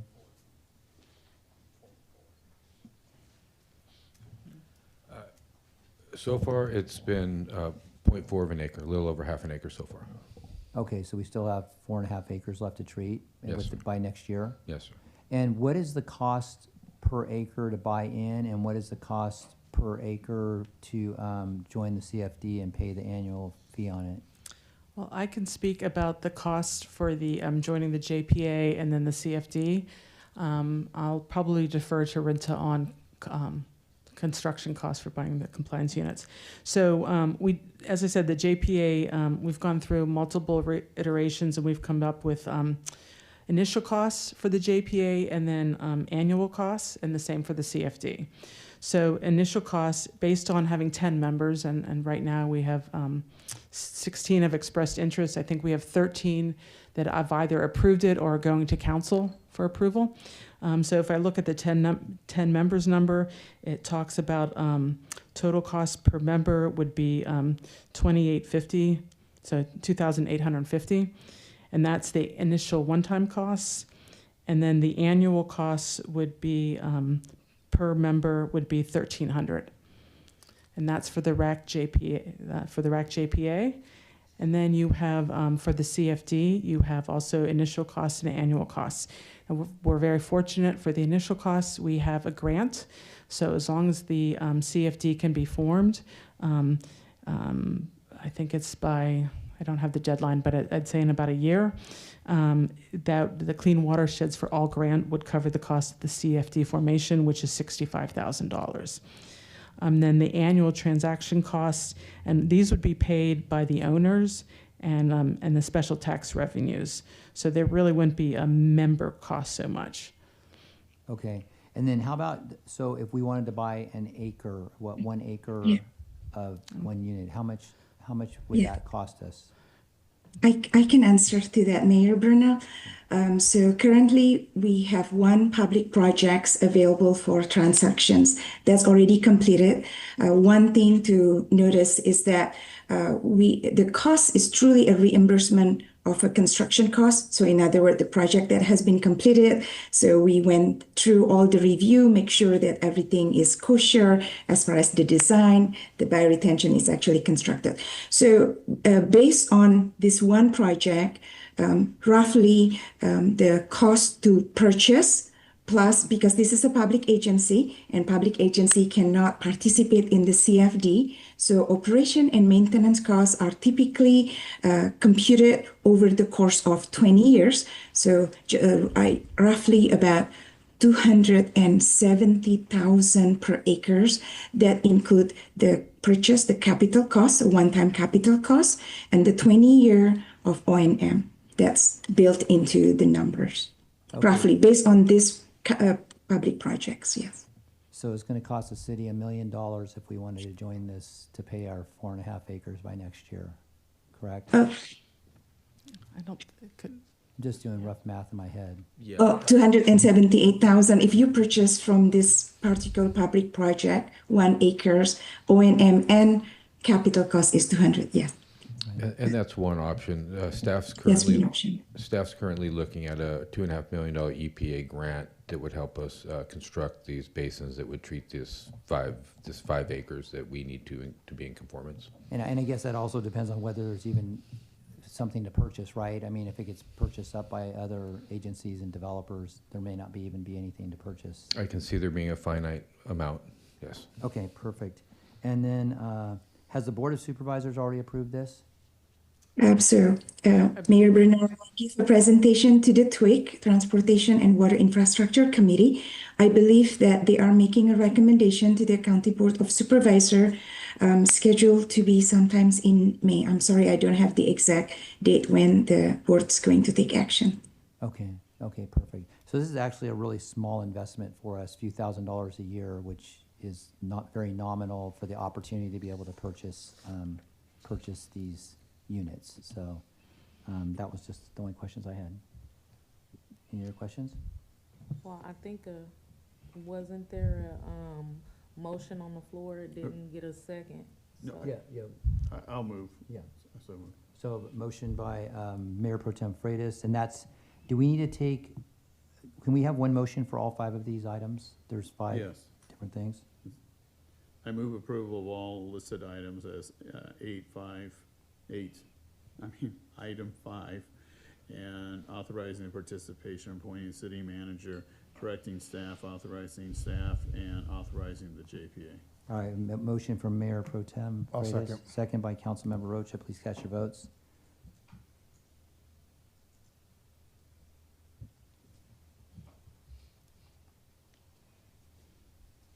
Motion passes 5-0. All right, thank you very much for your presentation. Appreciate that, and thank you for staff, all the work on this. This sounds like it'll be a positive project for Antioch and for the region. Moving on to regular agenda item number 6. This is a requested discussion item, holding a joint meeting between City Council and the Antioch Police Oversight Commission. The recommendation or the request is that we provide feedback on whether there's consensus to hold a joint meeting, and then provide some direction on the proposed agenda for that meeting. City Manager Scott. Yes, thank you so much, Mayor and City Council.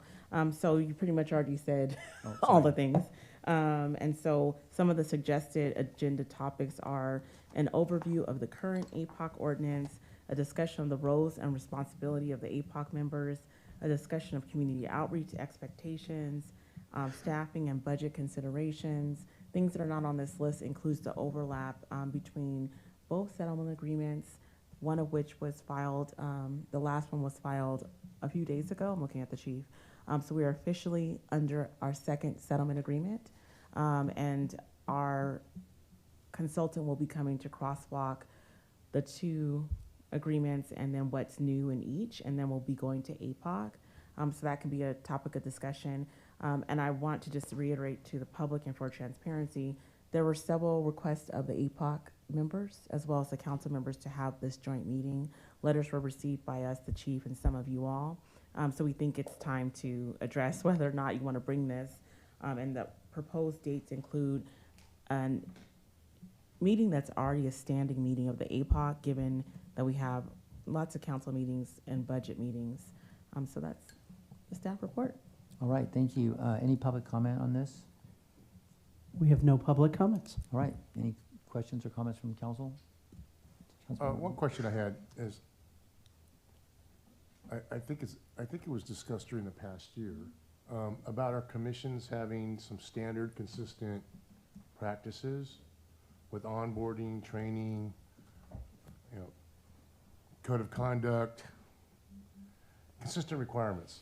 And I'm not sure if that's happened yet or not. And I just wanted to bring that up because I want to be clear that whatever we're doing with this particular commission, that we're doing across the board with all of our other commissions. I would prefer not to have, you know, so I just want to bring that up. I don't, when you're talking about discussion and potential agenda, I just wanted to bring that up to see if that is something that has been accomplished, or is that something that we're going to be looking as an agenda item for this particular meeting? I'm looking at the Mayor Pro Tem, who was in my office and looked at the new onboarding packets for boards and commissions that are very comprehensive and well done to include best and emerging practices. I'm happy to share that with you all. As it relates to code of conduct or decorum, I'm not sure who the council will task. I don't know if that's city attorney or if it's a combination of the city attorney and the clerk, and then what the crosswalk is for every board and commission having a different role or goal. So crosswalking what Mayor Pro Tem, sorry, Councilmember Rocha is saying, as well as the new onboarding package, is something we could definitely bring back to you all.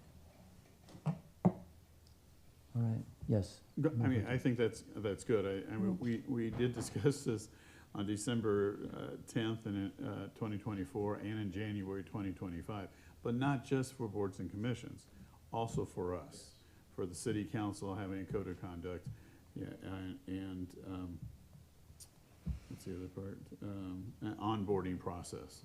Particularly this year, we have we have elections, and so I think we need to address it and institutionalize it. So from my perspective, I think a joint meeting is called for. I think it would be appropriate for us to have that. I think the ones that we have had, like with the Planning Commission, have been very, very successful. So from my perspective, I think we should do that. The other, I had, the code of conduct thing and onboarding, but one of the things that I thought was going to happen, and for whatever reasons it hasn't seemed to happen, and that is getting direct recommendations from APOC to the city council. About the only time that somewhat happened was with the discussion of the ordinance, and that did not go particularly well. And so I do think we need to have a discussion. I mean, I have an expectation that APOC, the Antioch Police Oversight Commission, are going to discuss issues and make recommendations to us.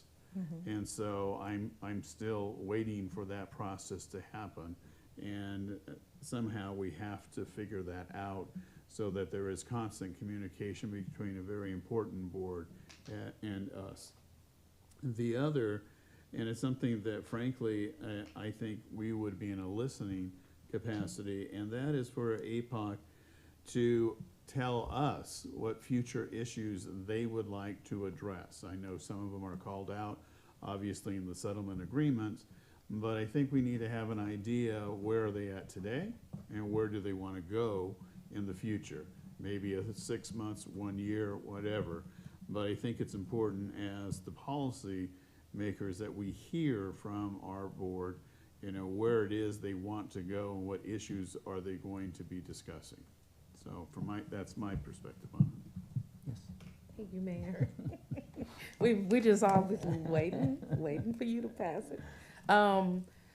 Is the staffing and budget considerations, does that include a discussion around training? Because there's been a lot of fluctuation with this body, and people have gone and come.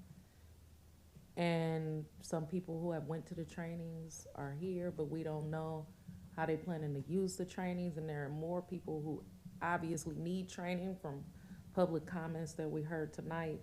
So I'm just wondering, can this discussion also include the training that is needed for the commission, and how many of those trainings already exist and are being offered through the police department?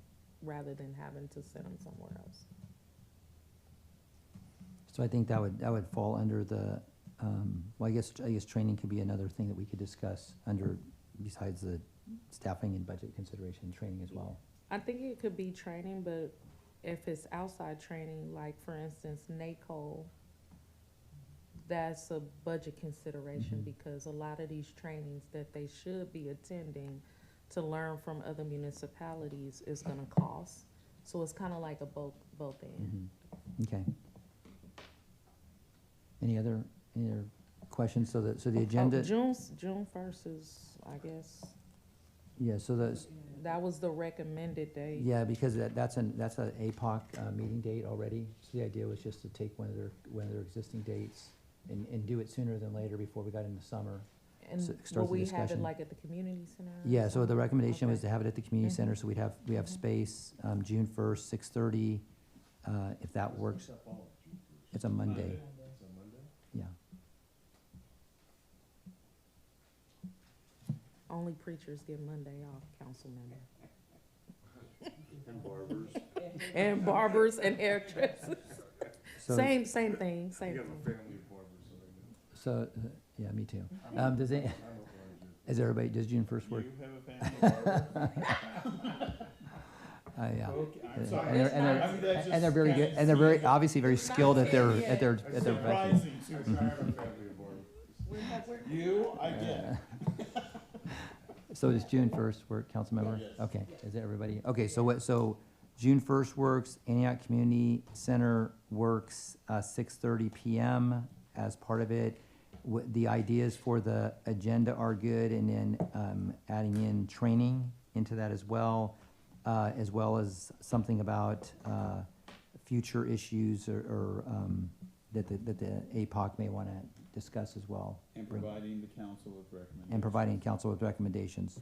Just an observation, so don't shoot me on this. Although I like these agenda items, which I think are very good, each one could potentially be a 2 to 3 hour conversation.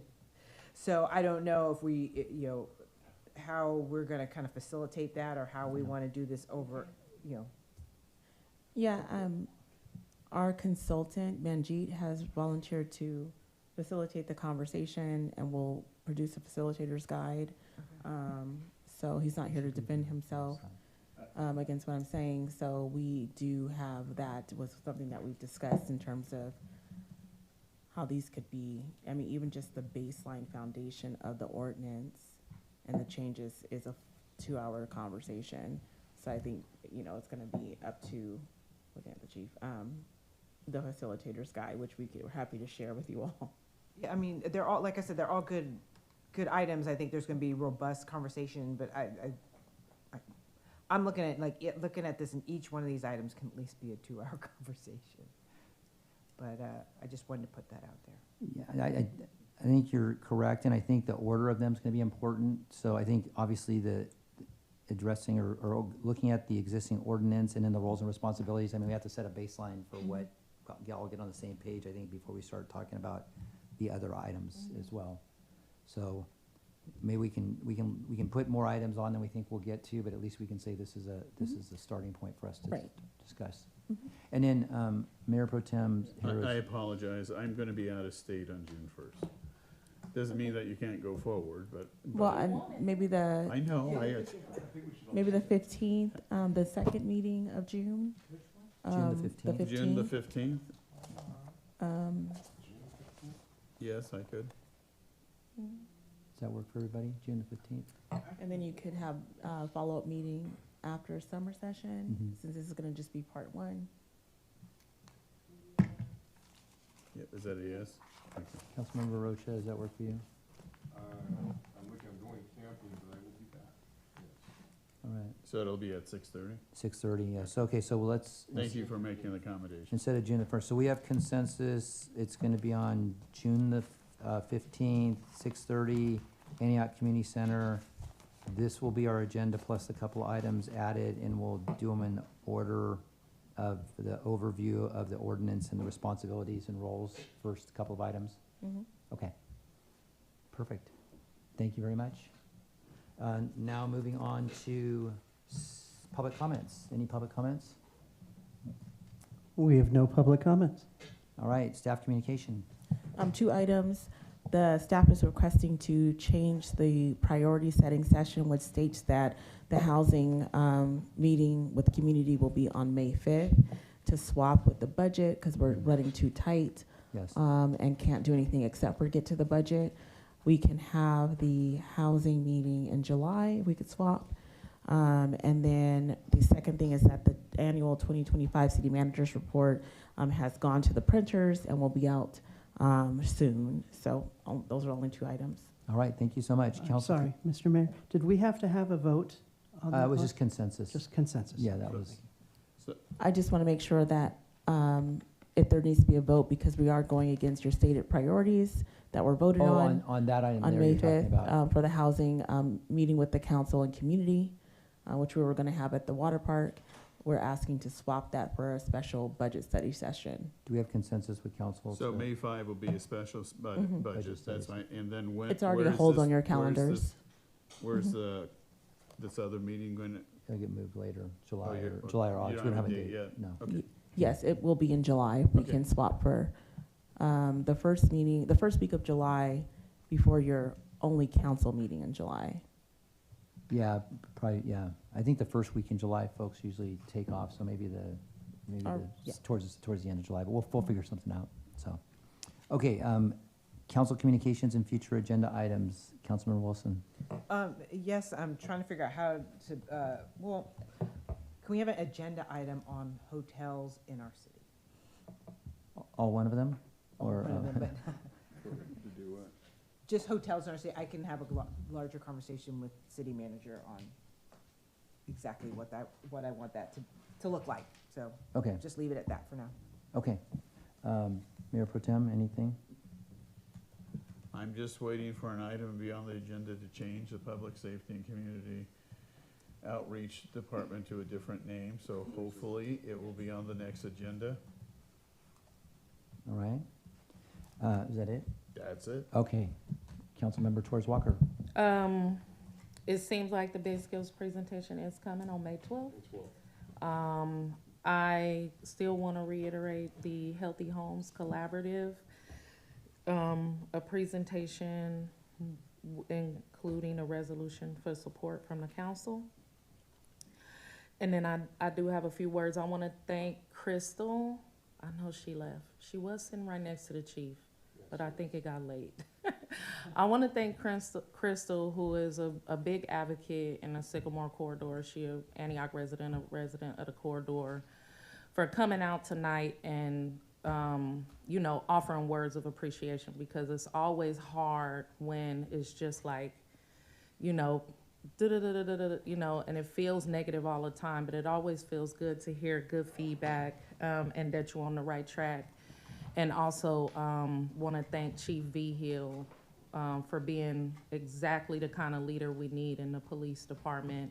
I've been seeing a lot of community engagement happens in community meetings, and I'm getting a lot of feedback from people who weren't initially happy before. So I want to thank you for the hard work you do and all that you bring to Antioch. And I want to say that it is my job up here to support the staff of the city of Antioch and all that they do. It is also my job to fight particularly for residents who have worked really hard in this city to create, fund, and support the Department of Public Safety and Community Resources and the residents they serve. Vulnerable residents like tenants facing evictions and unpaid rent. Unhoused people who are individuals living on our streets. Young people, communities impacted by violence and environmental injustices, and those struggling with mental health crisis in our community. When values aren't aligned and expectations fail to move in the direction of our desired outcomes, we somehow find a path forward with mutual respect, trust, and a desire to serve our community well, for better or worse. I want to say that staff, as well as the city manager, continue to have my support whether we agree or disagree on any issue. and that staff has done an amazing job for the city with the tools they have been provided, even though it has felt inefficient at times, to meet the demands of the community and this council, who are addressing issues and in the throes of both operational and fiscal deficits. No one individual or institution is beyond reproach. And because we are not perfect, missteps can be made and critical details could be overlooked, having the potential to negatively impact the council, city staff, and our residents, especially our most vulnerable residents. The use of city real property solely lies under the authority of the city council. And the consent calendar item N, if the council would like to go back and review, this consent calendar item came on September 23rd. The consent calendar redirected the 800 2nd Street building away from the Department of Public Safety and Community Resources, which was its original intent. Then a recommendation came back for the Department of Community and Resources and HR to house the department. And then on September 23rd, the council voted on a consent calendar item that was failed to be pulled because even myself had overlooked a critical detail of this request. This request completely dropped the Department of Public Safety and Community Resources out of a space that the community, myself, and others advocated for, and which was its original intended use. And so with the council understanding your authority, understanding that no authority will be overstepped, I am asking this council to reconsider the vote on September 3rd for our consent calendar item N, which is titled Indigo Designs, and redesignate the building at 800 2nd Street back to the Department of Public Safety and Community Resources for the use of young people in some of our most vulnerable populations who have been waiting for more than 3 years to inhabit this space. If the vote is not to restore solely back to the operations of the Department of Public Safety and Community Resources, I would like this council to consider the previous vote that was taken for the building to not just inhabit the Department of Public Safety and Community Resources, but also HR. Either way, I would like this city council here in the city of Antioch to consider undoing something that could cause undue harm to our community, and I'm sure has the potential to cause harm to young people who work really hard on the design and organizing efforts related to this particular city real property. Thank you. All right, Councilmember Rocha. Yeah, my question again, as I've asked before, and I know it's a process, has to do with the Home Key Plus and the hotel, because as we look forward to making some financial commitments to the 26-27 budget development, and to clarify something stated earlier, the CDBG committee meeting, which was held, we didn't have a quorum. There was no action taken. We didn't vote on the minutes. We didn't take any action whatsoever. It was just the staff provided recommendations from the work that they did, including Terry House. Instead of Tamisha and I reviewing those and taking any action, that instead was moved to come to the city council for review, city staff recommendations, not anything that was action-oriented, voted on for the May 12th meeting. The reason why I bring that up is because one of those recommendations was to consider utilizing CDBG funds for the purchase of the hotel to house the Home Key Plus if we were to receive that particular application. But as I brought up last meeting, the fact that the property owner, from what I read, is in the rears for foreclosure on loans of up to 17 million. I'm not sure that that's even a viable option any longer. And so I think we need to know about That's important to know for CDBG when we come back and make a decision as a committee, as a council on May 12th, but also for us to make a decision about the 26-27 budget, because if it's not moving forward, we need to know, because that's a pretty substantial commitment of 1.2 million per year.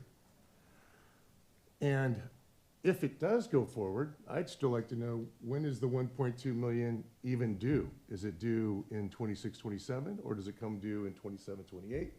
So these are just questions I've had, because when we start to look at going through all of the budgets, going through all of the items that we looked at on the budget review, this is a big ticket item. We all voted in favor to do what we can long range to commit to try to address the homeless issue that we have in our community.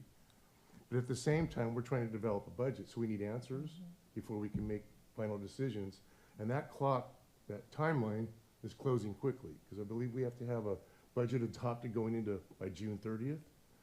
And we're entering May next week. So we're about 6 to 8 weeks out, and there's still question marks. And maybe we can't discuss it here at the dais, but I would ask the city manager, the city attorney, to please review and see what our options are, so that we are educated in moving forward of what our fiscal responsibilities are going to be moving forward. All right, thank you.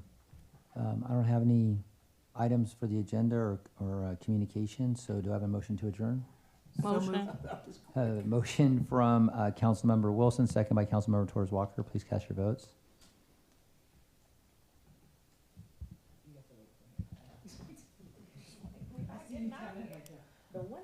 Motion passes 5-0. All right. Thank you. No, Don got us out at 9:30. Meeting is adjourned at 10:03 p.m. Thank you.